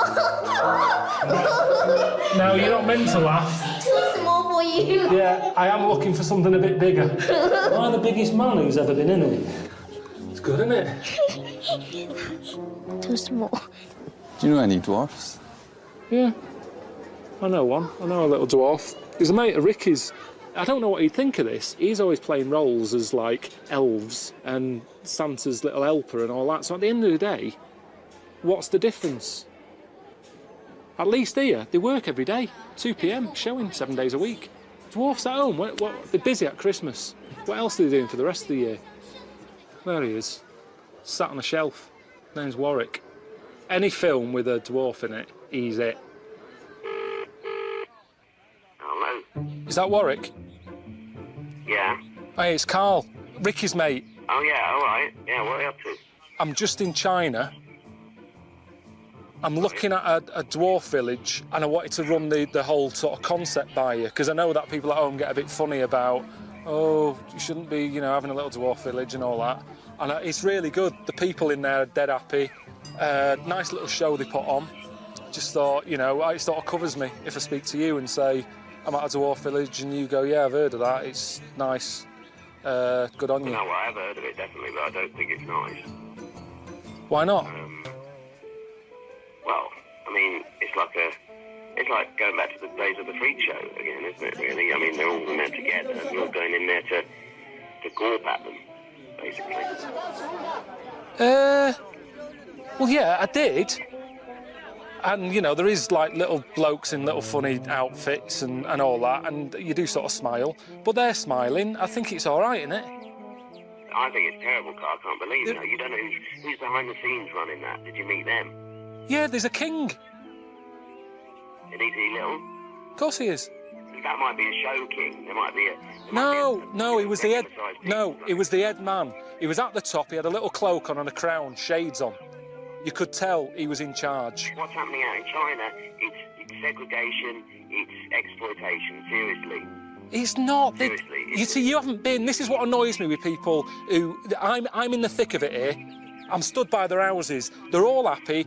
There's a woman who I met who's a little dwarf. She's only been here 4 months. She's already got her own mushroom to live in. Now, you tell me that's wrong. I'm just a bit disappointed in you, to be honest. Hang on a minute. You're being all on your high horse and that. The picture that I shown of you on the telly so people knew you were sat on a shelf. Yeah, well, it doesn't change my opinion, to be honest. I was doing something that was important, what I was doing there. Anyway, it was... So, if all your work dries up, they're not making another Star Wars, you can't dress up as a little monkey, you've got no money coming in, you wouldn't think about coming here then? Definitely not. Next time... Right, look at it like this. Jesus. Look, I see it all the time now. Go on. You go, where are you going, to someone? And they go, I'm going to Dorset. Aye. Oh, aye. What road are you taking? Dunno, just pop on the sat-nav. Now, that's a start, isn't it? Okay. Let's act that out with me, okay? I'm going away for the weekend, Carl. Are you? Yeah. Where are you going? Dorset. Oh, yeah. Are you getting there? Car. Oh, right. Yeah, well, which way are you going? Dunno. Why do you want to know? Oh, just making a friendly chat. Just, you know, I'm interested in geography. Which way are you going?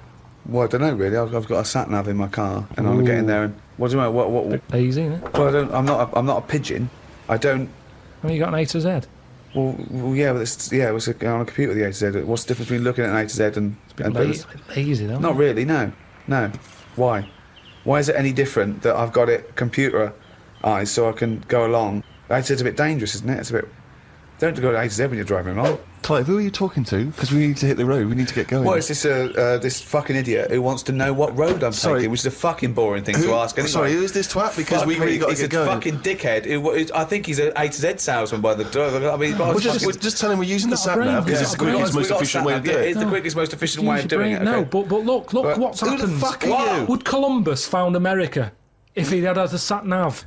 Yes! No, he wouldn't. He'd have put in America and he would have taken him to He wouldn't. America. He only found it because he got lost. Now, if everybody just goes... Hold on. How would an undiscovered country be on a sat-nav? No. Go on. But I just What's mean... the difference between the sat-nav and the map in that regard? Because I've found some lovely little cafes on roads I've never been on. And I've instantly gone from finding a continent to a little cafe. I love that. Little greasy spoon. I am off to discover the unknown world. Where are you going? Well, I don't know yet. It's the unknown world. What are you taking? Just a boat like all lazy swim, you cunt. I love the fact that he's so Luddite now, he's annoyed at the sat-nav. I mean, you'd have probably given Columbus a hard time. Oh, got a compass. Don't you know where north is, you twat? I just think there's something in being lost. I never feel lost. I just think, oh, I've had a diversion. Because you find new things. I'm forever going down. Suzanne's asking the French peasant where the... Just think, you know, Columbus. All right, what's the most interesting thing you found when lost? Like I say, they normally... I found a shop that was like a fancy dress shop. Amazing. Do you need fancy dress stuff? Dressed You up never as go Columbus, out. went and bought a sat-nav, went to Dorset for the weekend.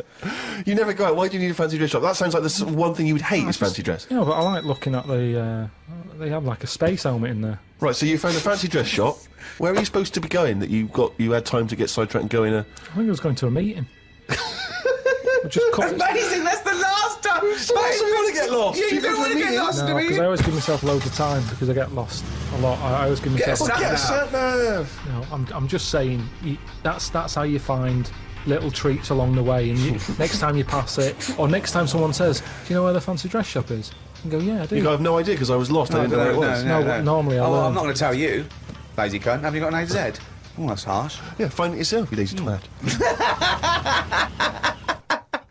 Do a typical day in the life of Karl Pilkington. So, for my first question is, what time does Suzanne have to wake up? Does that annoy you? Does she have to get up earlier than you?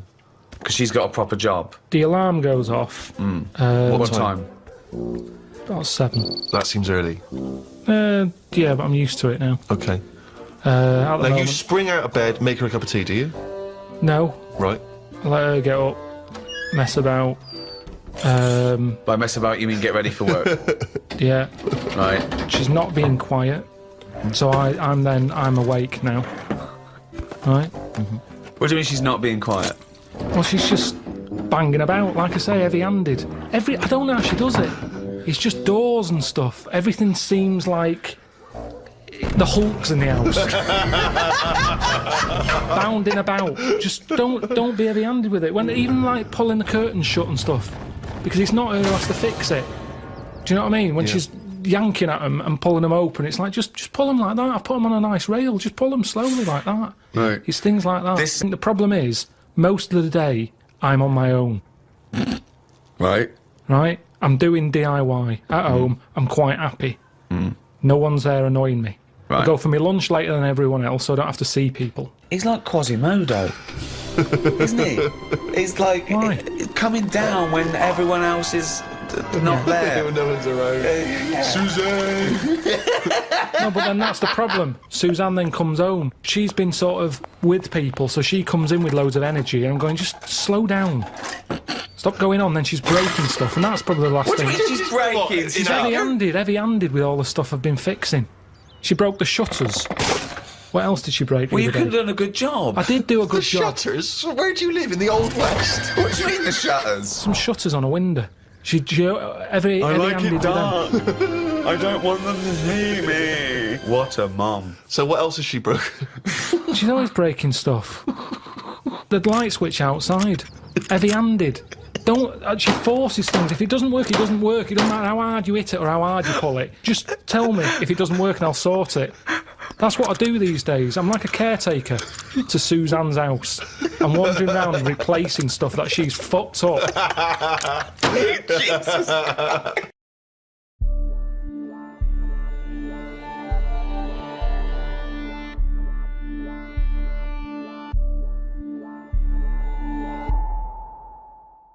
Ricky gave me my first break in the business by hiring me as his assistant when he worked on a radio station called XFM. Yeah, I'm forever grateful for that, and a number of other reasons. Bought me a sandwich once. That sounded rude. No, like one of those stars who go, "Yeah, you gave my first break." Yeah, I had to do some things on the casting couch. Yeah, so that was how I got started. 23 was. Was I? What was I? 36 or something, wasn't I? I can't have been 23. I think you were. Yeah. Looked like a really gangly adolescent who just grew too quick and no one could do anything. 25. You weren't? Well, we know each other about 12 97, years. when were you born? 74. What does that mean then? All right, shut up. There you go. Boring. And my first break probably was, working at XFM. I got a job and they said I could have an assistant. And that First was me, CV. as mentioned before. First CV that came through, I said, yeah, it'll do. Karl was working on XFM also. We worked together on XFM, then we went and did The Office. We came back as conquering heroes. We were big shots. I used to run the desk, too big for that now. They gave us a little minion who worked there.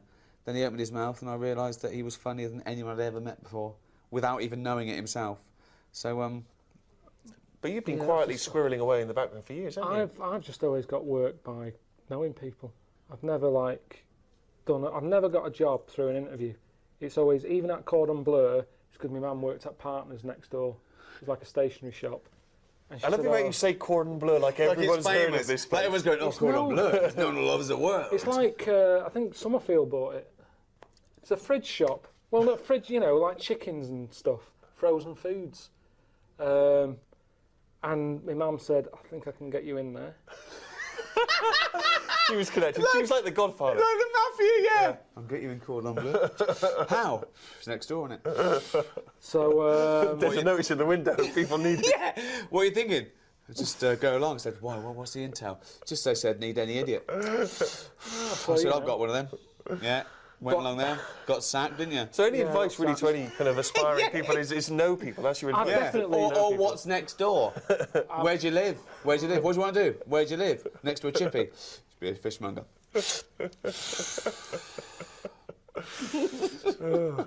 There you are. Good advice. Growing up, I probably watched sort of bad American shows. I watched all those things like Policewoman and all the cop shows. They weren't bad, actually. Thinking about it, they were quite good. Some of them were really good, like Kojak and Rockford Files, that were great. But I suppose my mecca was American TV and all the American comedies from Laurel and Hardy, Woody Allen, Cheers and Taxi and all those things. So those were my biggest influence. American comedy and drama, probably. My first love was actually probably science and nature programmes. I just love, when I got BBC Two, I couldn't believe my luck that things like Horizon, and now I watch BBC Four, probably my favourite channel. I watched a lot of comedy, classic comedy, British comedy, Monty Python and Tony Hancock, all that stuff, all the classic 70s stuff, Fawlty Towers. John Cleese grew up in Weston-super-Mare, very near Bristol. He was tall. I thought, there you are, I've got all those things. But then later, I became very hooked on American TV later, when I got older. Never saw Policewoman, though. Sounds good. Angie Dickinson. It was a woman who worked for the police. That was it? That was the conceit. That was the hook. You had to have a hook. Yeah. All bloke sucks lollies. Bloke with one eye, thinks he doesn't know what he's doing. He does. Fella on a horse, that was McLeod. Ironside, he can't walk. Right, so they had to have a thing. Yeah. Yeah. That's what it taught me. People think he's an idiot. Yeah. He's got a perfectly round head. He doesn't know anything. What did you used to watch growing up? I've never been a fan of telly. I'm still not. I don't watch it much. Telly, honestly, the telly at home, it's about that big. I don't know what that is. But it's dead small. I was thinking about getting a bigger one. Now I've made a few quid. It's like, I don't want to. Just edit that, and it cuts to him going, I'm thinking about getting a bigger one. Now I've got a few quid. Be a brilliant clip. It was stuff like flambards. What's that? It's like... I was thinking of flumps. No, What's no, that? no, That's no, that it was about period planes and stuff. comedy, innit? It wasn't a comedy. It was drama. I didn't even like it. What was it? No, it was a drama, I suppose. But my mum watched it, and I used to sit and watch that with her. But it was more the occasion of she'd always make a big plate of toast and a big pot of tea, and I liked that. So your favourite Flambards is on tonight. Favourite TV show was Tea and Toast, really? Yeah, it was. Yeah, it was about the thing. Yeah, it was, that's kind of what. What's your favourite TV show? Sofa. Night Off. What's your favourite TV show? Night Off. So Dallas as well, we had toast that night when that was on. Then Dynasty came out, it was like more toast. You're joking. It was just toast. Where did you start eating crumpets? What show sort of made you think of the crumpets? I started off on pikelets. Yeah, which is It's like a kid's version of a crumpet. It's like a flattened crumpet. You watch that with usually drama in it. Howard's Way, I got into the pikelet. That was Sunday night. Sort of crumpet. When would you have a cake? What sort of TV show would you have a cake? Didn't have cakes no, in our house when no I was way, younger. no way, no way. Swiss roll. Yeah. Write about what you know, be original, and there's no rush. See, I'd say do stuff about what you don't know. That's what I'm doing. Interesting. Brilliant. I'd say do it for the awards. Oh dear.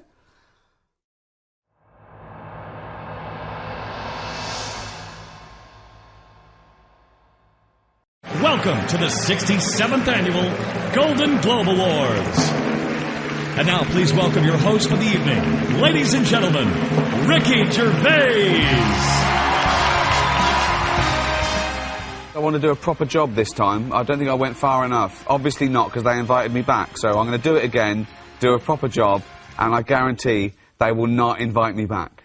I honestly can't wait to do it. I'm going to go out there, guns blazing, like it's the end of the world. Just looking at all the faces here reminds me of some of the great work that's been done this year by cosmetic surgeons. The 7 wonders of the world. Truly mankind's greatest achievements. But there is one man who sees them differently. Are they the oldest thing on the world? They're not the oldest thing on the world. If that was on my road, the council would go, get that down. It's a death trap. I'm going to mention Idiot Abroad on Science. I'm going to mention the Ricky Gervais Show returning on HBO. I'm going to mention that I'm in the Muppet movie, Wind in the Willows. Steve's got a fridge freezer for sale. Any single women? Not necessarily single. Not necessarily single. Yeah. He's gonna steal Angelina away from Brad. Oh. Oh, I wouldn't want to be Brad when this guy walks in the room. See, if I was her, I'd rent another baby then, rather than... Because what would come out? You and her. What do you mean, what would come out? Jesus. Something magnificent. That would be on the Science Channel. I've had a couple. I'm not going to lie to you. Now listen up. I'm not going to do this again anyway. I want to do either such a bad job, I'm not invited back, or such a good job that I don't want to do it again. I'd like to say, you know, I'm better second time around, so I should leave it there if I do a good job or a bad job. I mean, but who knows? I mean, it's once a year and it's so much fun. It is an honour to be here in a room full of what I consider to be the most important people on the planet. Actors. They're just better than ordinary people, aren't they? Quizzes. What I did was, when I was on holiday... Yeah. Right, you said, you know, come up with a new idea, right? Mm. So the best way of coming up with ideas is sort of... thinking. Sort of nicking a TV show name and then twisting it a bit. Yeah. So... Or just rip off Simon Mayo's idea completely. That's good advice for anyone out there. I didn't know. Yeah. If you're interested in ideas. See, Karl is presently running a course writing for TV. Yeah. And that's lesson 1, isn't it? Just rip something else off. Just do it and change the title slightly. Yeah, well, go on. This one I haven't really got... I don't know what to do on the game, but I'm thinking... Strike it, Ricky.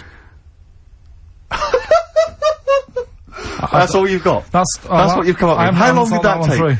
What is that? I just thought it sounded a bit like Lucky. Forget that one then.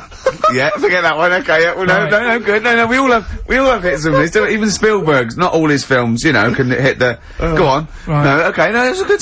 Go on. Yeah. Do you remember Big Brother? Yeah. Do I remember Big Brother? No, go on. Big Mother, right? You call in. If your mum's heavy, you win a CD. What do you mean? How can you prove that? Alright, forget that. Right, ER, here's one. Right, ER? Good one. No. Yeah, no. The Price is Right, remember that? Yeah. Right. The Price is Ricky? No. The Rice is Right. And what I do, I read from an Indian menu and a Chinese menu. You tell me whether you have pilau or egg fried.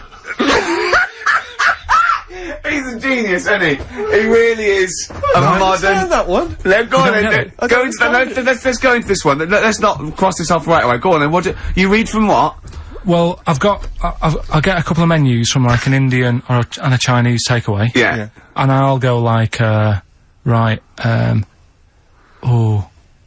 korma. Well, could I just suggest that, as it's an Indian, it will be pilau, and anything you read out that is... Yeah, but you don't know which one I'm reading from. What, the chicken korma's Indian, isn't it? Yeah, so you go pilau. But then Well, then you might as well say Indian or Chinese! No, because then the name wouldn't work. The rice is right. Okay, yeah, I forgot you're working for the title backwards, aren't you? Okay, yeah, okay. I'm so confused. I don't know where I am or what day it is. A programme that they've been in on Channel 4, right? Can you cross that out? We're not doing The Rice Is Right either. I don't understand The Rice Is Right. No, go on. I'll tell you that later. We'll have a game in the office, right? A game that they've been in on Channel 4, but has got really big viewing figures. Well, obviously not. Right. Or they wouldn't be bidding it. Go on. Do you know 15 to 1? Yeah. They're getting rid of that, right? Are they? I'm thinking 15 Taiwan. Get some items that are made in Taiwan, right? Get 15 items, and I say what they are, and then you go, oh, I bet it's the vase. Or something. That's one that's made in Taiwan. Yeah. Just explain that again very quickly. No, don't go. Oh, Cross it out. Forget that. Cross it out. 15 Taiwan. Right. And apparently I'm going to meet one of his disciples, a fella called Davram. Oh yeah. Are you Davram? America. Davram? America. What? Are you Davram? Yes, I am. What do you mean, American? Oh, I thought you said, where did I come from? Yes, my name is Dave Ram. Davram. Okay, Yeah. brilliant. That was the Travis, and some flowers through my window. This is XFM 104.9 of a Saturday afternoon, just gone 6 minutes past 1. I'm Ricky Gervais, with me Steve Merchant. Hello Hi. there, hi. Good to talk to you. Karl Pilkington is over there. Alright. Hey! Keeps it real. Yeah. Respect, Carl. Oh. Rick, I just think, you know, we want to lift off the show straight away. Yeah. Into the stratosphere. Yeah. And, the best way to do that, it seemed to me, was to resurrect a game we used to play when we first began the show in old XFM days. Do you remember the game? Do you remember the game Make Ricky Gervais Rub Me Hard. Rub You Hard? No, no. No, So what that was only in the pilot. We never actually did that on live Okay, air. right. No, it was the game Make Ricky Gervais Laugh. Oh, I remember, And we yeah. used to get people, Carl, you probably didn't hear it, we used to get people to sort of send in pictures and jokes and stuff. And if I could make Ricky laugh on air with those He won a particular toffee. things, then they won a gift of some kind. Yeah. Anyway, a lot of emails actually saying people love your laugh, Rick. So in a sense, we're giving the public what they want. must be taking the mickey. But this is a picture I found in today's copy of The Sun, so if you're listening at home and you want to know what the picture looks like, rush out and buy a copy, only 40p. Yeah. And, Are we sponsored by The Sun? We do White Van Man. Exactly. It amused me straight away, this, because bear in mind, Right. it is one of the world's biggest rock stars. Okay. Just check out the face. Oh, that's fantastic. Look at that. Oh, that is Michael Stipe. Oh dear, with sort of like looking like, I don't know, some sort of Nazi officer. That's not libelous. That's not libelous. In your opinion, Michael Stipe, Yeah. he's outside there during the press conference Yeah. for Peter Buck's. It's not a good picture. I love R.E.M. and I love Michael Stipe. I think he's a lovely man, but that's a bad picture, isn't it? He's got big glasses on and Yeah. stubble, obviously he's got bald head. He doesn't appear to be looking at anything. He's looking right He's beyond like- everyone else. Can you see that, Carl? I'll tell you what he looks like. He looks like Zig, I think, from Zig and Zag. He looks like Well, he is there a you Muppet go. made of foam. Oh, lovely. Nice to see that game come back. Yeah, as a the roaring medium of success. radio. Yeah. Oh, what a good picture that is. Well, anyway, it reminded me of the game that you and I used to play in our very early days of XFM, when it was literally Make Ricky Gervais Laugh. Make Ricky Gervais Laugh, which was a Loved it. great game. I think. I remember the first one. It was that fella drinking a pint of beer. Yeah. I remember yeah. the very first time. It yeah. never. I tell you what, it's you not know what, great. though? Ant and Dec do it now. They actually. It's very similar to Make Ricky Laugh. It's called Make Ant Laugh. Interesting. So many of our great ideas have been stolen. Yeah. Or stoled. Stoled, yeah. Anyway, I was looking through the paper in the week, and there was a picture which which I think might be a Ricky Gervais, Make Ricky Gervais Laugh. I don't know. Again, obviously it doesn't really work for the listeners at home, but I'll try and do my best to describe it. Can we stop saying my name because it's like a Dave Gorman project? Can we just stop? It's getting. Let's say a word often enough, it doesn't mean anything. Yeah. Let's stop saying Ricky Gervais. Well, what we're going to refer to you as. All right. Well, Make Fatty Laugh is a new game. I'm trying to get one of those squeaks of a laugh. I'm concerned because I know. I'm not a monkey. I'm not sure, a you're not a performing performing monkey. No, okay. I know that. Right. But anyway, let me just briefly summarise the story for those at home. Okay. The headline was Mum 48, a mother of 48 seduced boy of 14. Well, that's not funny. Not her own boy, obviously, but a neighbourhood child. I don't think it's a funny story so far. He said Grand Lana Allen, 48, led him upstairs and undressed to her waist, then took his trousers off. Okay, bear that in mind. This is a quote from him, right? Bear in mind, he's a 14-year-old boy. He's quite excited about this. He says, "Then we had sex. It was every boy's fantasy." All right. You're going to show me the picture of her now, aren't you? So it's a picture of her. Oh, this is not. Bear in mind, this is. In his own words, Rick. Right. In his own words, this was every boy's fantasy. Okay. Here's the picture. It's a silent laugh. He's collapsed on the floor. I wasn't expecting. I was thinking it looked like a fat man. I was not expecting that. Oh my god. Oh god. She looks like the drummer of Iron Maiden. She looks a bit like Lemmy. But I tell you, she looks like reminds me of most. Did you see those? They've got one with a fag on as well. No, I know. It's just that's her with them out of makeup though. Carl, have you seen Every Boy's Fantasy? You should see. Oh god! Oh. Have a look, Carl. Oh god. How old is she? 48. Oh god. Oh, 48. That's lovely. It's something, when I was looking on the web, found something out. Go on. It's a story about a woman who had a baby. Who had a baby. What are you talking about? What? A woman who had a baby who was having a baby. It was no clearer when you repeated it. There was a woman who had a baby who had a baby. What do you mean? No, I didn't read any more into it because I just saw that and I thought, that's weird. And then I just was thinking, oh, like, imagine the kid at school, at parents' evening. Go on. And it's like, well, your kid's pretty good, now let's have a look at your work, sort of thing. But what? Did the child have a baby? Yeah. Of course it didn't! Play a record.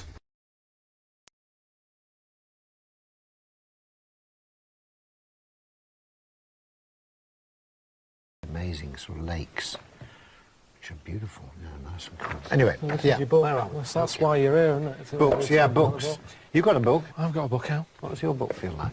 Oh, that's nice. Oh, God. Quite weighty, isn't it? A rude cover, isn't it? Yeah, I look alright though, for my age.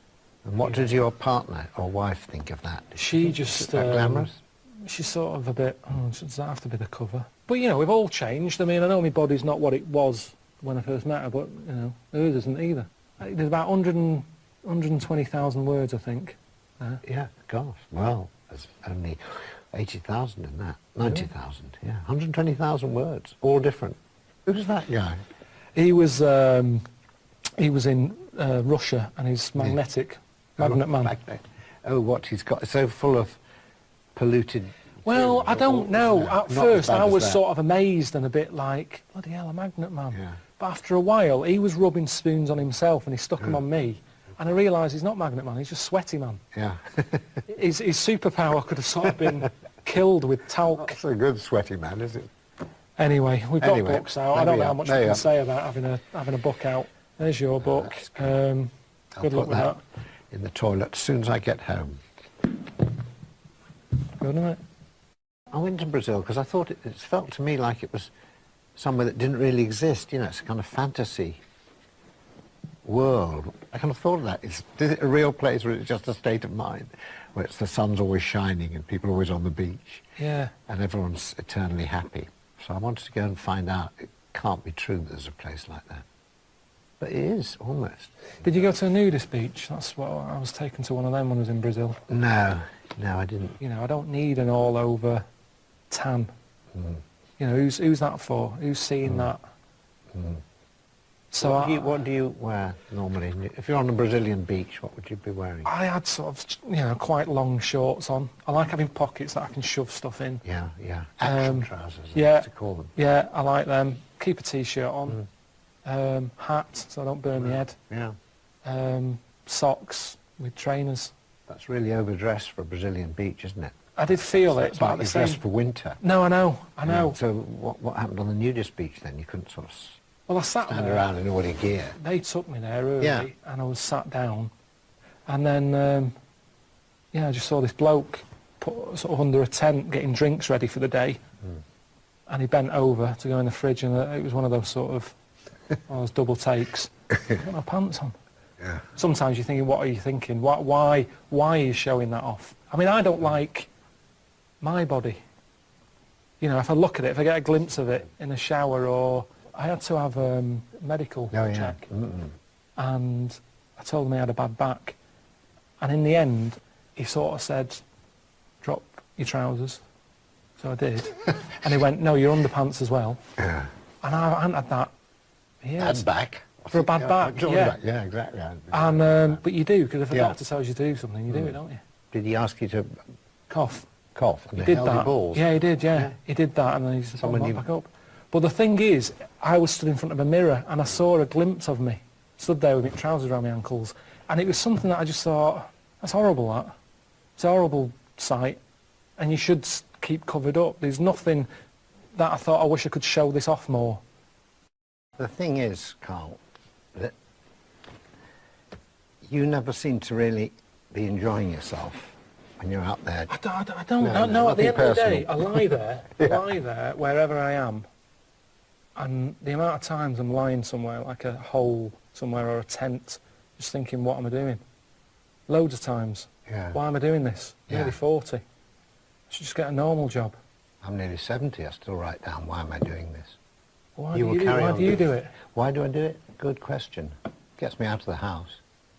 Yeah, but you see, I like being in the house. That's when I'm most happy. Pottering about, painting a door. I was cleaning tiles yesterday. Were you? Floor tiles. And you're happy? Sat there with Sif. Yeah. Just sort of like, it's like Buddhism, just Zen. Yeah, because what I like about travelling, I don't know whether you have this quite the same, is that it is a bit, it's an adventure in another world. I quite like that. I kind of surrender to it because I want it to be different. I enjoy the difference. I mean, do you like, when you were growing up or whatever, I mean, do you read books about foreign places? Do you? No, you didn't go into all that, because I like geography at school. Did you like geography? Oh. No. You see, it wasn't, I went to a rubbish school, so it was kind of, I think the geography teacher was a PE teacher, and it was, you know, we didn't get taught anything really. The first place I went abroad was Ibiza, when I was 22. It's not quite abroad really, is it? Or did you savour the lovely sort of foreign countryside and Spanish culture? No, it was a mate who knew someone who had a sort of a villa there. And it was horrible. And the problem was he rented it out to anyone, and we got there and the toilet was full and had like a hard crust because of the hot weather. And the first day was spent sort of chipping away at that. So that was my first experience of this exotic travel, sort of chipping away at the hard layer, you know, getting through to the softer stuff before you could actually flush it. So it's not, for me, it wasn't like, oh, where have I been, you know? I should do more of this. The most sort of memorable bit of travelling I ever did was when I was on the Down. The Sound man particularly didn't really like any foreign food, and as soon as we got on the boat they said, we'll do a curry, you know, we'll include you in it, we should have some curry. And he said, no, we've got our food. And he gets this great clunky tin of Sainsbury's tuna out, and so opens it and it slides out this kind of wobbly gelatinous mass, boom. And you just know what you want to eat. You want the curry, whatever's in it. Yeah, I suppose so. You don't want to eat something that's sat in a tin. Would you have eaten the Sainsbury's tuna? Probably. Yeah, you can still travel and pick up quite a lot and seeing the world without having to eat. Without eating? Without eating their food. I don't see how you can do that. I think food is so important to get to know, get the feel of how people live, you know. I mean, no, but go you can to Japan see and it. not have sushi or sashimi, or go to China and, you know. But I did go to Japan and I saw, have you seen the little, I think they're called bento boxes? Oh, yeah. And they're about that big and they look brilliant. Yeah. I mean, the presentation is amazing. They're like a little box of sort of Thornton chocolates. The way they look, you're going, oh, that looks brilliant. Yeah. But instead of sort of a coffee cream, you open it, it's sort of fish arse with a squid bollock shoved in. And you think that, as nice as that looks, it's still a squid bollock. But do you feel, you know, foods are very much a part of hospitality, isn't it? It's about the kind of, if you want to relate to the people you're meeting, you've got to sort of sometimes have the food they offer, because that's the first sign of hospitality, or the drink. It depends how much fuss. Sometimes I can sort of say, oh, I'm okay, thanks. And then they'll go, no, have some. And you go, oh, I ate, I've already eaten, I'm fine, you have it. Give it to your family, you know, don't worry about me. But then they keep pushing it. Yeah, of course they do. And, you know, in Jordan, it was an eye off a lamb. And they were going, because your guests have an eye. Well, I don't want an eye. No. You know, thanks for having me, but I don't want it. And what was a worry was, it was a big pan with this lamb head in it.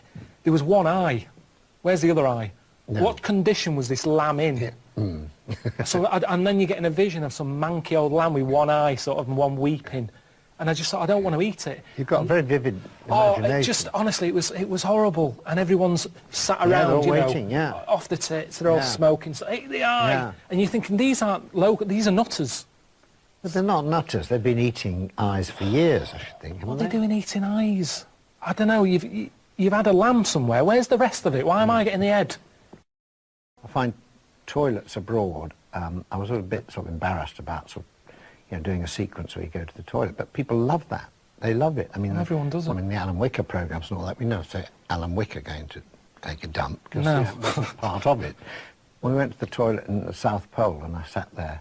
And there was kind of blocks of ice had been dug around. You just sat there on the john, and you know, looked for 10,000 miles. You wouldn't be able to see anything at all. Nobody at all. But I found that a lot easier because I had the same thing there, and at least somewhere like that, with it being freezing, you don't get people out walking a dog, do you? You sort of think, I'll just have a shit in this gap. There's no one going to come wandering past. Whereas in India, everywhere's busy. Even if you go down an alley, you think, I can go down here and empty my bowels. And there's a family of 12 living there or something. There's no gap, there's no space. While we're on it, squat toilets I quite like. Do you like those? Can't do it. Can't do it. Oh dear. It's like my stomach's going, I'm not coming out. It's, you know, I'm not releasing anything. You're not sat on a seat. It's like a safety thing. I was trying it before I left on the trip before India. The first time I went, I knew that was going to be the case. And I tried it at home. I put out newspaper in the toilet. I didn't even tell my girlfriend. I just wanted to see if I can do it. Couldn't do it. Couldn't do it. Well, that's probably because you're at home and you put newspaper on the floor. It's actually sort of, whatever the word is, physically, it's a very good position to be in. I believe so. But for me, you know, the toilet thing is a big part of my life, in a way. It's something I do look forward to. If the day ever came that I had to have a bag, I think it's almost like that moment's been taken away from me. That just me in a little room, door shut. Yeah. It's me time. I always said that. It's a chance just to get away from everyone. Yeah. And people leave me alone when I'm in there. You know, it's I hope so. Yeah. Yeah, but well, you'd be surprised. The publishers can't ring you up when you're on the toilet. You don't have your mobile with you or not? I do. Yeah. Do you now? Yeah. God. Well, that's the closest I get to multitasking. That.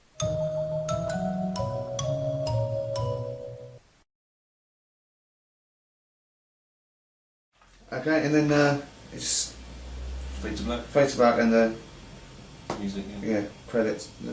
End. Brilliant. Great. Well done. We've just finished the script to the extras special, the final episode of the saga. That is the series extras, like The Office, 12 episodes and a feature-length special. Welcome to rickygervais.com.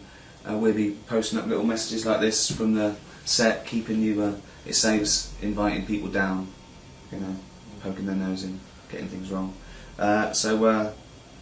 Yeah, and then it's out Christmas. Yeah. Probably won't watch it though, will you?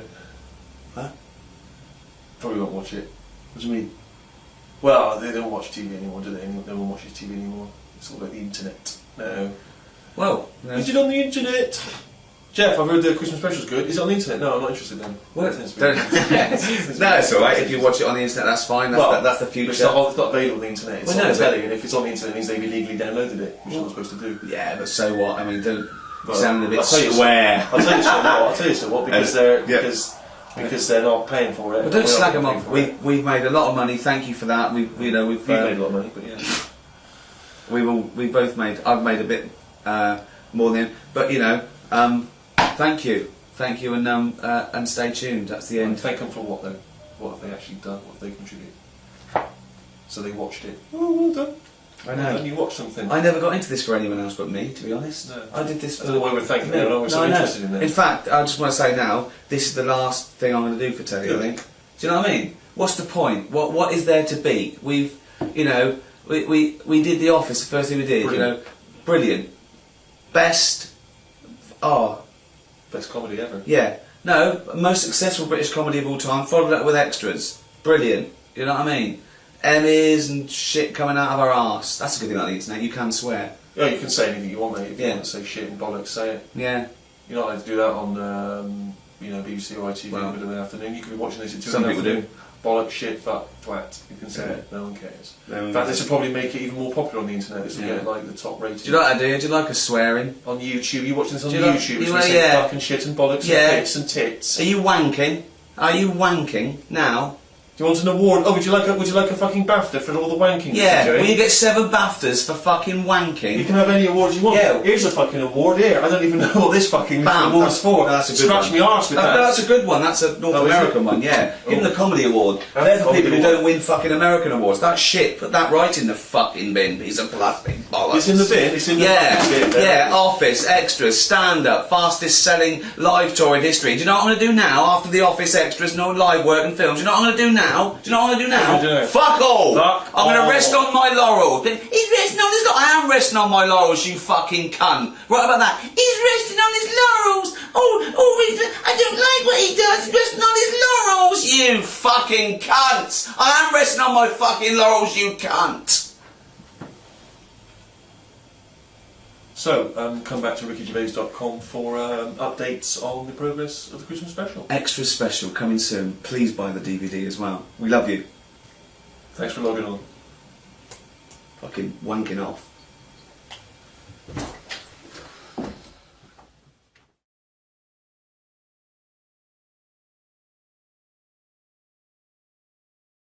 We should just explain that the point we've reached now, obviously we did the podcasts, millions of people became fascinated listening to our conversations with Karl, and now HBO have decided that that is worthy of an animation, and they've animated those conversations. You excited to be on the coolest channel in the world? Never seen it. Never seen it. No, but you've seen some of the programmes that our stable mates are incredible. Sopranos, Curb Your Enthusiasm, The Wire. Some of the greatest programmes ever made, I've Karl. seen them. So I've heard about them. People like them, but there's just so many of them now, aren't there? Well, it's classy, wins all the awards, just brilliant, up to It's date, scary, cutting isn't it? edge. Because we're up against some good stuff. Yeah, we're not up against them, are we? Well, is it better? That's that problem, isn't it? Is it better to be, you know, the small fish thing? Is it better to be next to a load of rubbish and people go, oh, thank God, something decent is That's a good saying. That's a lovely saying. Yeah. That's a lovely analogy and metaphor. Is it what was the saying? Is it better to be a small fish thing, or next to some rubbish? Good. Isn't point. that one of Obama's? I think so. Yeah. That's good. That. What was it again? You know what I mean? Go on. Well, what- people, it depends. No, don't doesn't say it? the saying. The saying's daft. That's why I didn't say it all. They say Yeah. it's better to be. Well, no, they say. I didn't say. They say it's better to be a big fish in a small pond than a small fish in a big pond. Yeah. What do you But think of then, that? well, it's daft, isn't it? That's. If I was that big fish in a small pond, I'd be going up, put me in the big pond. Give me. Why would you want to be a big fish in a small pond? I don't think the pond's so small that the fish can't fit in it and it's flapping around outside. It doesn't mean that, oh, me, I can't move. It means I'm in charge here. This is good. I'm the big I am in here. In a big pond, I'm nothing. There's bigger fish than me. Isn't that better?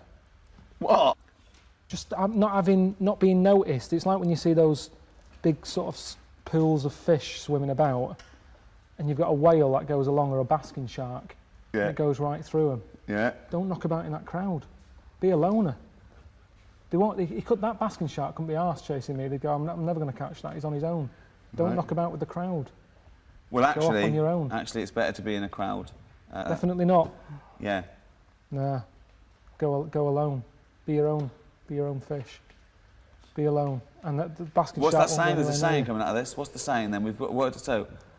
I'd say be a small fish in a big old ocean. Yeah? Yeah. don't stay in a pond because you're restricted.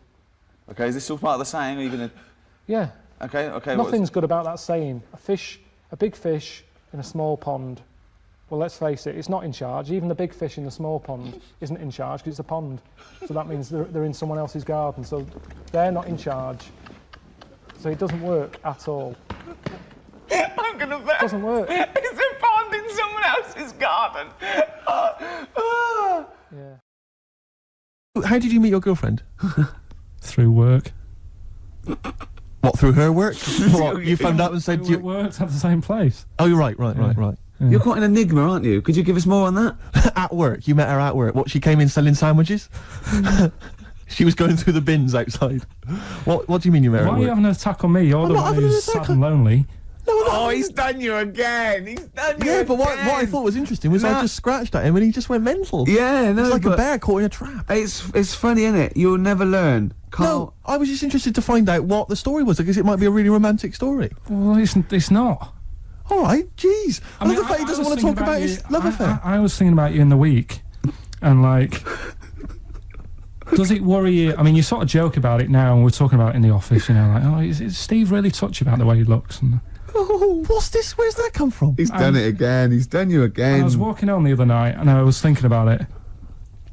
And do you worry that when you're old, you will be on your own? You did start it though, didn't you? Well, Carl, I'm glad you brought this up.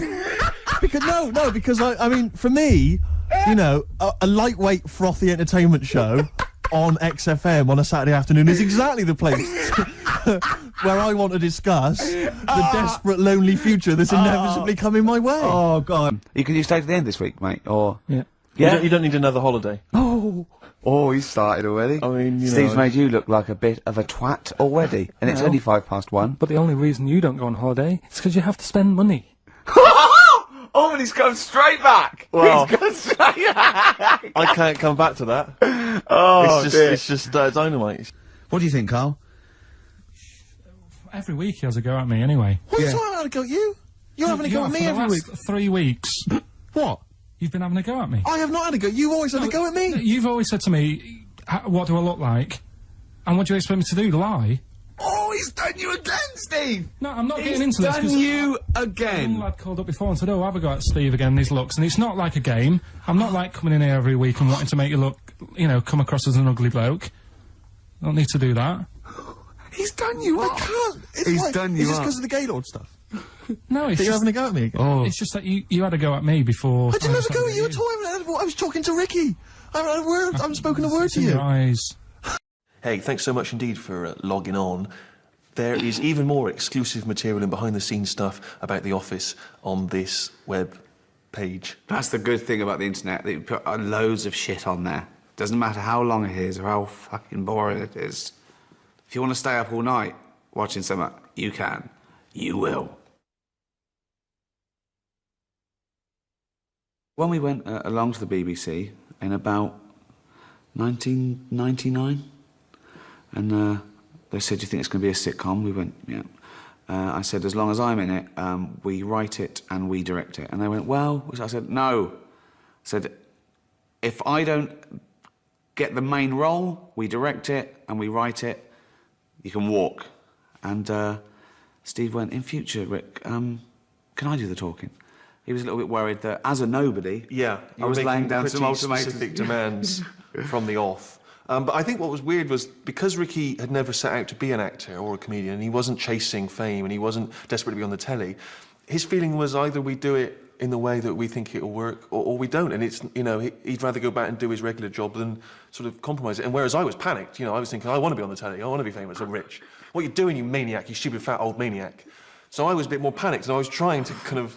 But somehow I think his kind of forcefulness worked to our advantage in the end, because you need that confidence in a way to sort of see your vision through. But we've sort of kept that up. We've never taken anything to get a stepping stone. We've never compromised. We've never did things that we didn't want to do to get somewhere. And it sort of makes you bulletproof. If you really can walk away and just go, oh, OK, we'll leave it, then, you know, the bits that you're left with are your vision, are where you've had total control. And I think that's quite important. Because otherwise you're... if you're successful, otherwise you're just living in your car.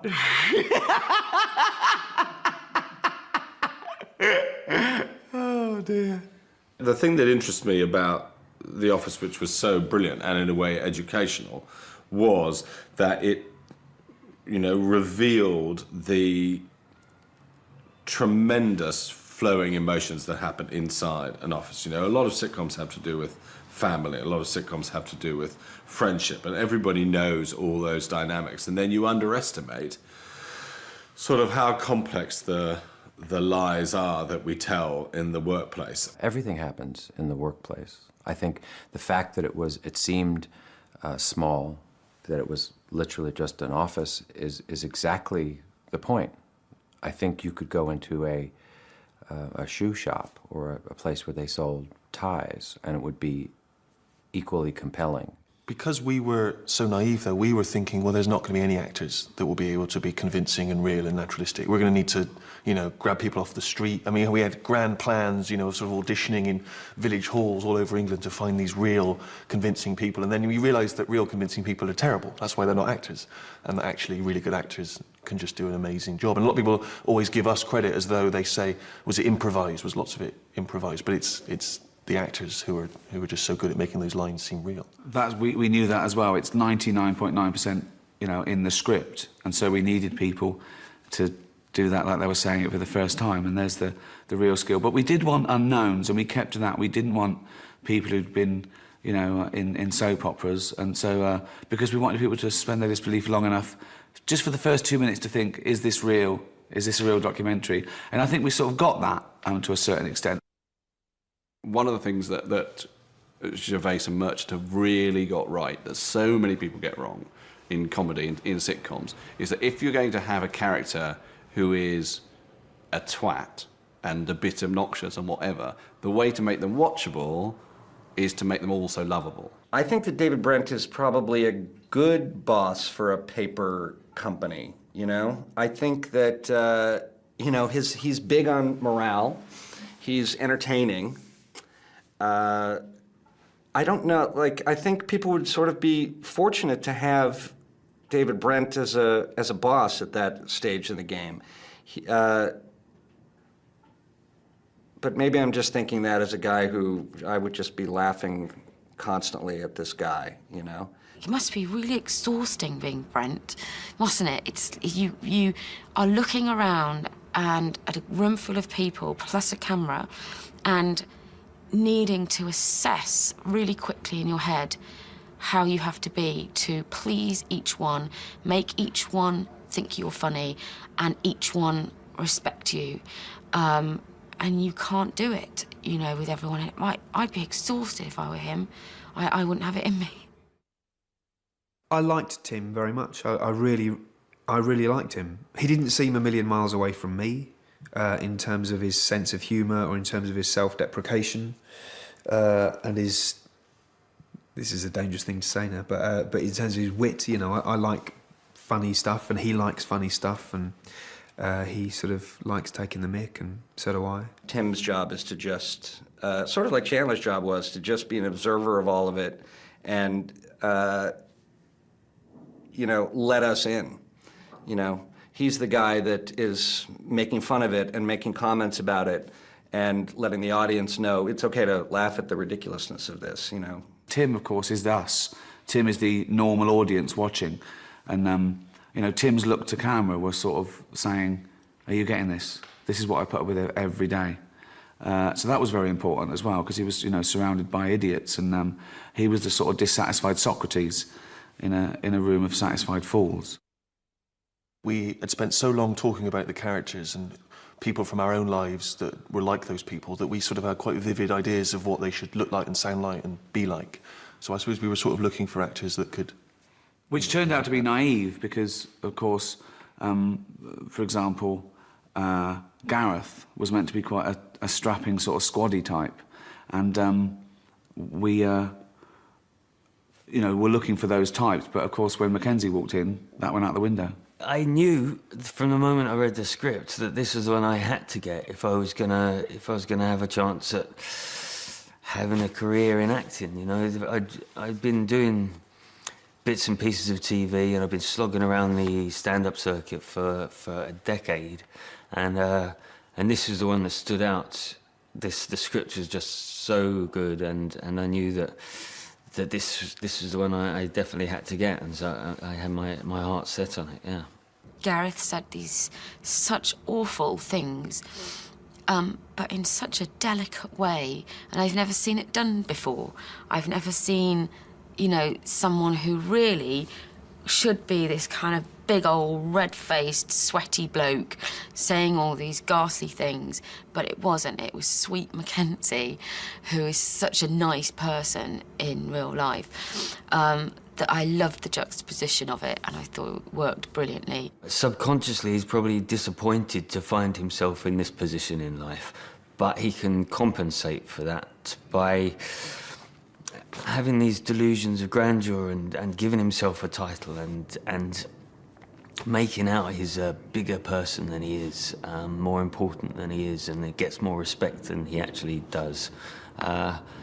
So yeah, the title is very important to him, and his desk space is very important to him, and yeah, his pseudo-macho hobbies are very important to him. They all make him into this person that he wants to be, rather than this little man that he actually is. The first time I went in, I just read with the casting director. The second time I came in, I read with Ricky. And I loved that because you could actually, because I knew that he was going to play Brent, you could actually see things come to life, and you could see what road they were going to take in terms of style.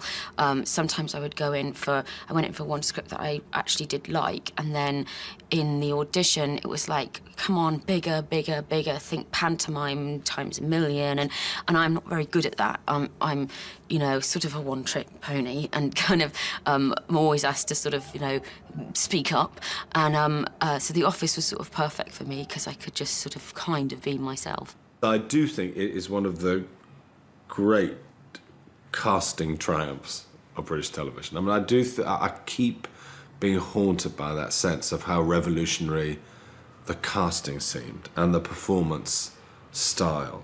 But every single one of those characters is so perfectly cast, and in a sort of new, informal way. It's not a big, rounded, performed thing. It was just a way of finding people who would fit that style perfectly. And when you do cast things, you realise that you're always casting for style. Someone can come in and be very funny, but they're not right for you.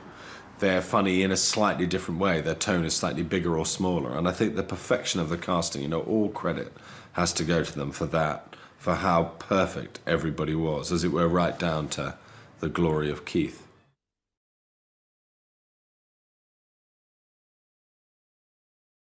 Went and did the podcast. We had a meeting after. I don't like meetings as I can't keep focused on what people are talking about.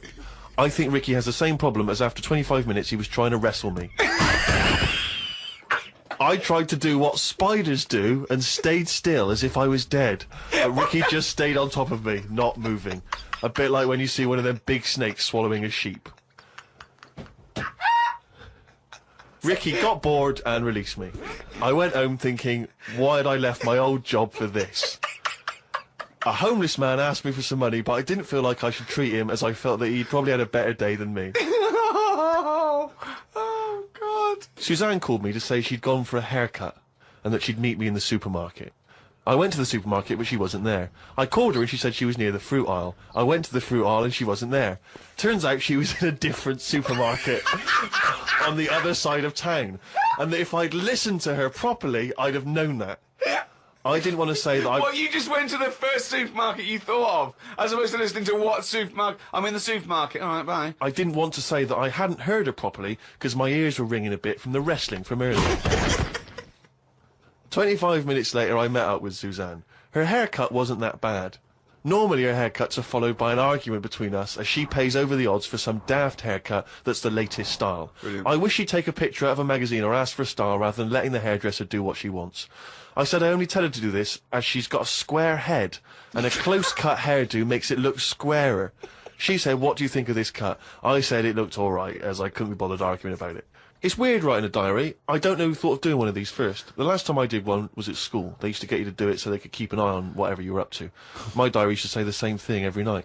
Got home, went to the shop to get potatoes, bread, milk. Went home, watched telly, went to bed. I think I might have gone to Twiggy's Dance Club just so I had something different to write. You've not told us about Twiggy's Dance Club. It's just, you know, I sort of, when I was a kid, I sort of gave everything a bit of a go. I did boxing and that, didn't I? Gave that a go. For about 45 minutes. And, yeah, a mate sort of said, oh, you know, you're into your dancing, your robotics and that, you're doing your body popping, right, body popping and that. He said, you ought to come to Twiggy's. And, I went there, but I didn't go in, it was shut. They were just having, like, loads of toilet rolls delivered. I think, like, they were, like, using it as a storage place for toilet rolls and that, so I said, oh, I've come to have a dance, and like, oh, not tonight, come back tomorrow. I never went back. Brilliant. What a waste of an anecdote. Right. Brilliant. Just to recap, you're convinced then that the teachers are asking you to keep diaries so they can keep tabs on you. And then to continue the diary, as there were more problems happening on the estate, they started to add Saturday and Sundays to the school diary to keep an eye on what we were doing at the weekend. I struggled to fill it on a Sunday, as the shop I got potatoes and bread from was shut on a Sunday. I had to go over to Shepherd's Bush to meet someone. I got the tube. There was a badly burnt man on the tube. It's amazing how the body can continue through quite a lot of bad stuff. It got me thinking about how much stuff you could remove in your body, one by one, without dying. If it was a competition, the cockroach would win, as it can live for a week without a head. I just mean, like, say if, you know, they're running out of ideas for TV programmes and that, right? They get someone who isn't well. They go, look, do you mind if we make a programme on you? And what they do, they sit them in the bed, and they go, right, what we're going to do now is take out the heart, but replace it with a pacemaker. Right, No. Sorry. People with pacemakers don't have their heart taken out and a pacemaker popped in. All right, then. Some sort of machine. What I'm getting to is... Have you been playing Operation? What I mean is... what I mean is the big finale would just be a head chatting with loads of wires going into it, and it's like, look what we can do with science. That's what the programme's called. It's the same every week. The volunteer is just a head with loads of wires coming out of it. Look what we can do with science. And he's going, goodbye. Oh, I feel ill. Got some post delivered to me today. It was... Oh, this is great. This makes it in the diary. Got some post delivered to me today. It was addressed to Mr. Dilkington.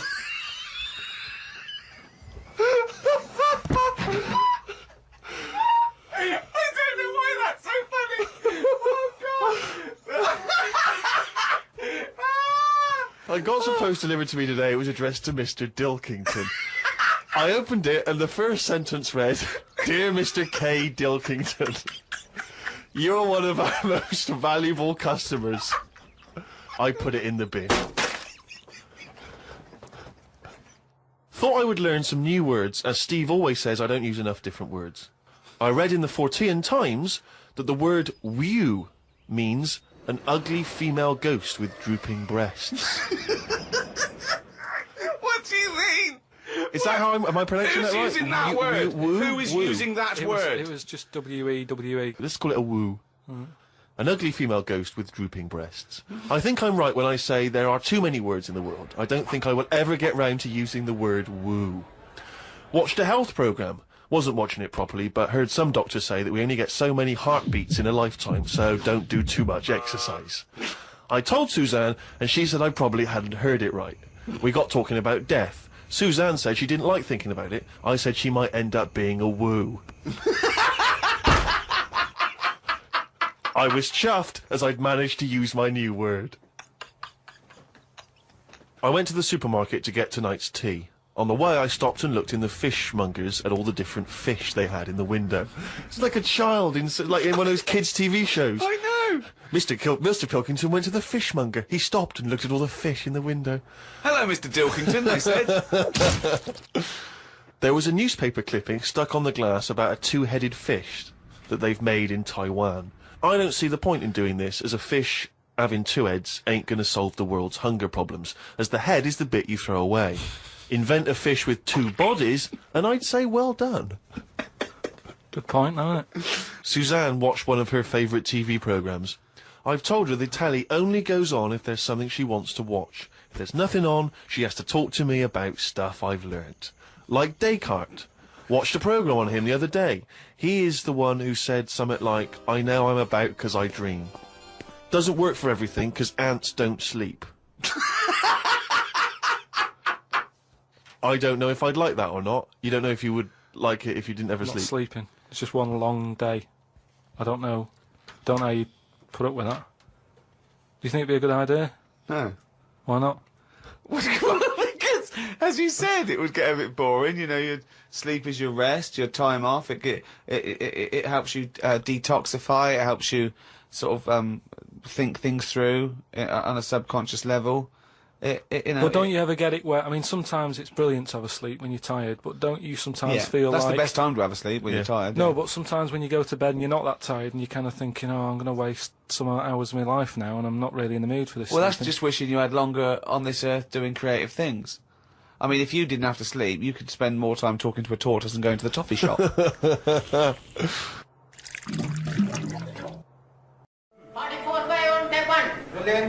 Action! हमें मालूम है हाय कि बारे में कायदा कानून नहीं है पुलिस इसके बारे में कई कार आई है अरे स्कॉटलैंड यार्ड की पुलिस से कम नहीं ना है Bihar police Scotland Yard? Yeah. Hamko Malumi Huahe. Kibahami. Jungle Raj Sheltaha. Kahi political leaders ka. Bayan Hamamahamabapas. Good! Rolling. Bye, take one. Action.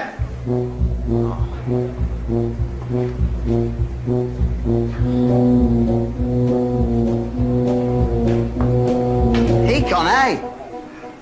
ये वही काले पांडे हैं ना जिसने आईएएस की बीवी का रेप किया था? I just laughed.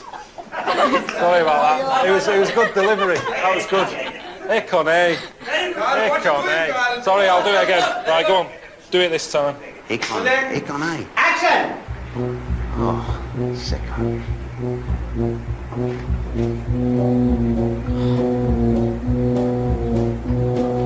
Yeah, Connie.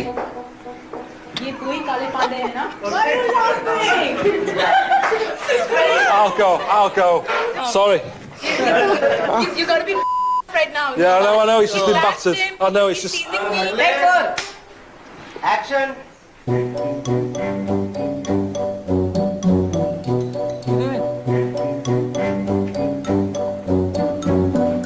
Yeah, Connie. ये वही काले पांडे हैं ना जिसने आईएएस की बीवी का रेप किया था?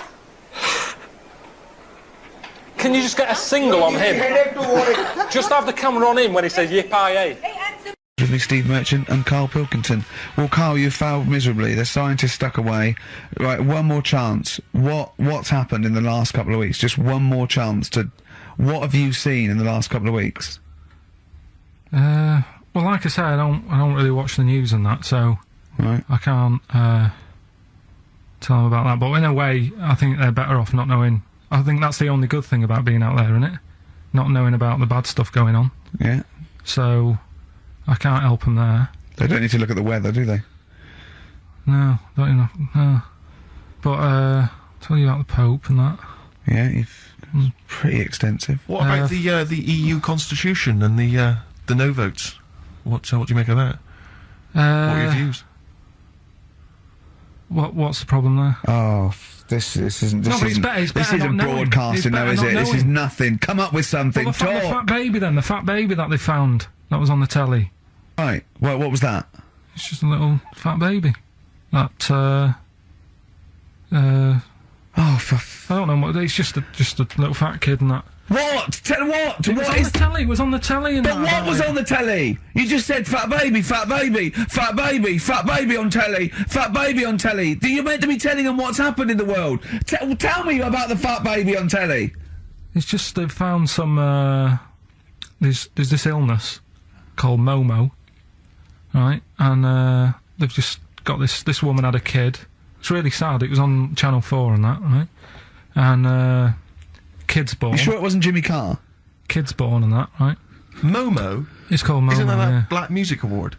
No, right, little fat baby and that, and there's only 3 of them in the world. These little fat babies. Right.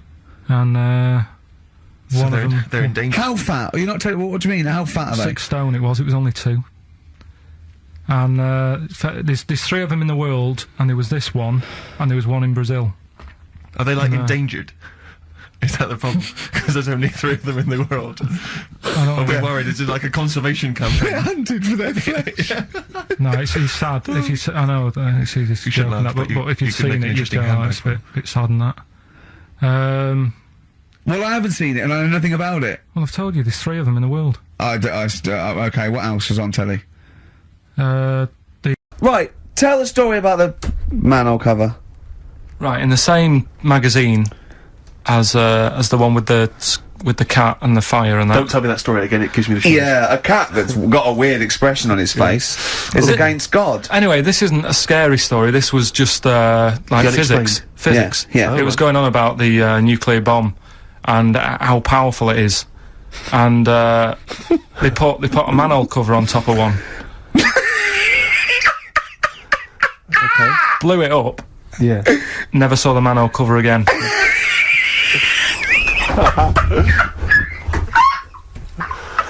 Man alive, Carl. Unexplained. What's going on there? Something weird is happening there. If anyone has ever seen that manhole cover, please get in touch. We'd love to know where it is. Oh, that's fantastic. Finally, White Van Man, what do you make of the fact that Sainsbury's are bringing in square tins?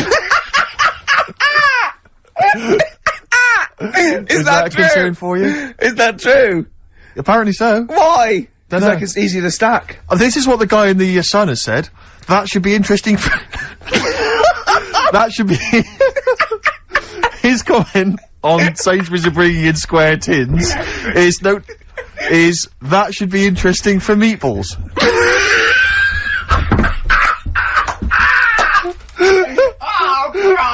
Ricky's just collapsed on the floor. Let's just play a song, Carl. I don't think even you can top that. Well, I'm starting my trip on Mount Death tomorrow morning, or whatever it is. Wasn't really worrying about it that much, and then it's just suddenly hit me. It's big. It's a big hill. I mean, it even looks high up on that. Look, there's clouds by the side of it. And now you're giving me all this clobber. Hook shot, in case I need that, because it's high up. Bomb shoe. Never heard of that. Don't know what that does. Some sort of foodage. When I left home, that's what I brought, a bit of walnut. I thought a nice stroll, some chocolate, enjoy the view.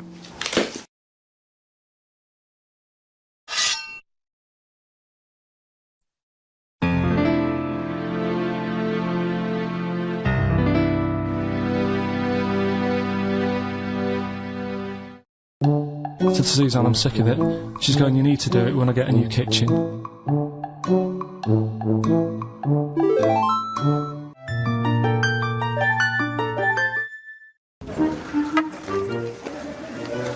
We're at the beginning now.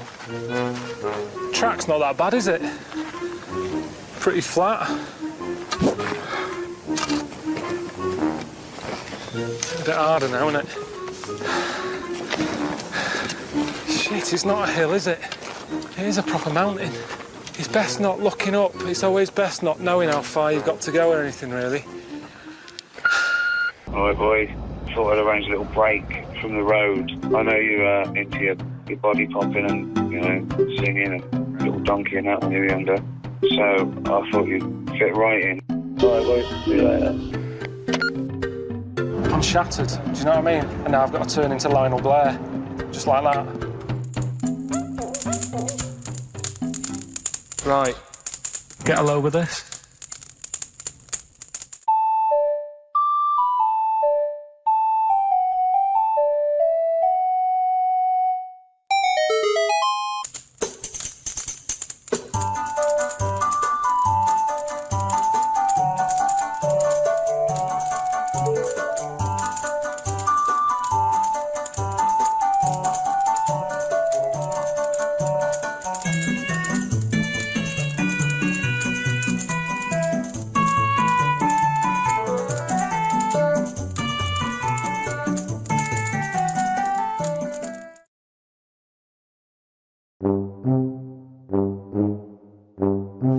When Suzanne's mum does a Sunday dinner, it's like that on a plate.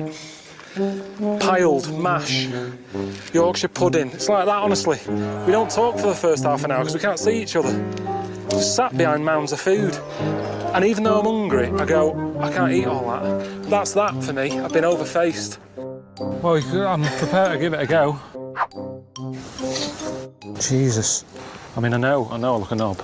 I always do in a helmet.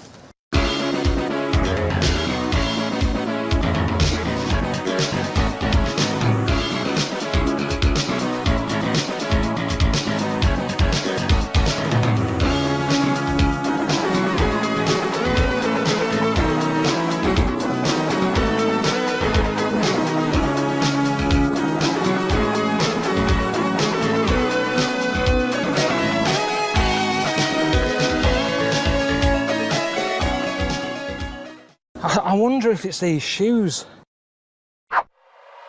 Biggest thing, second biggest thing on the planet. Yeah, there's a fact for you if you want it to look good. What's the biggest thing? Elephant, isn't it? Second, that's it is. Why do you question everything? I know some facts. Haven't you been whale watching on this series? I've always thought it'd be handy having a volcano close to hand, just to get rid of, old mattresses, old chest of drawers you don't want. It's a pain in the arse at home, isn't it, when you've got to call the council, 25 quid a time. Chuck it in that big hole. I'd love that at home. Some sort of big burning hole that you just chuck stuff in. Is it good luck to throw anything in? You're not allowed? What's the point in having it then? Okay, now. I'm not that happy being this close. Bloody hell. The size of that. What is that doing there? Right, that's hot now, that's mental.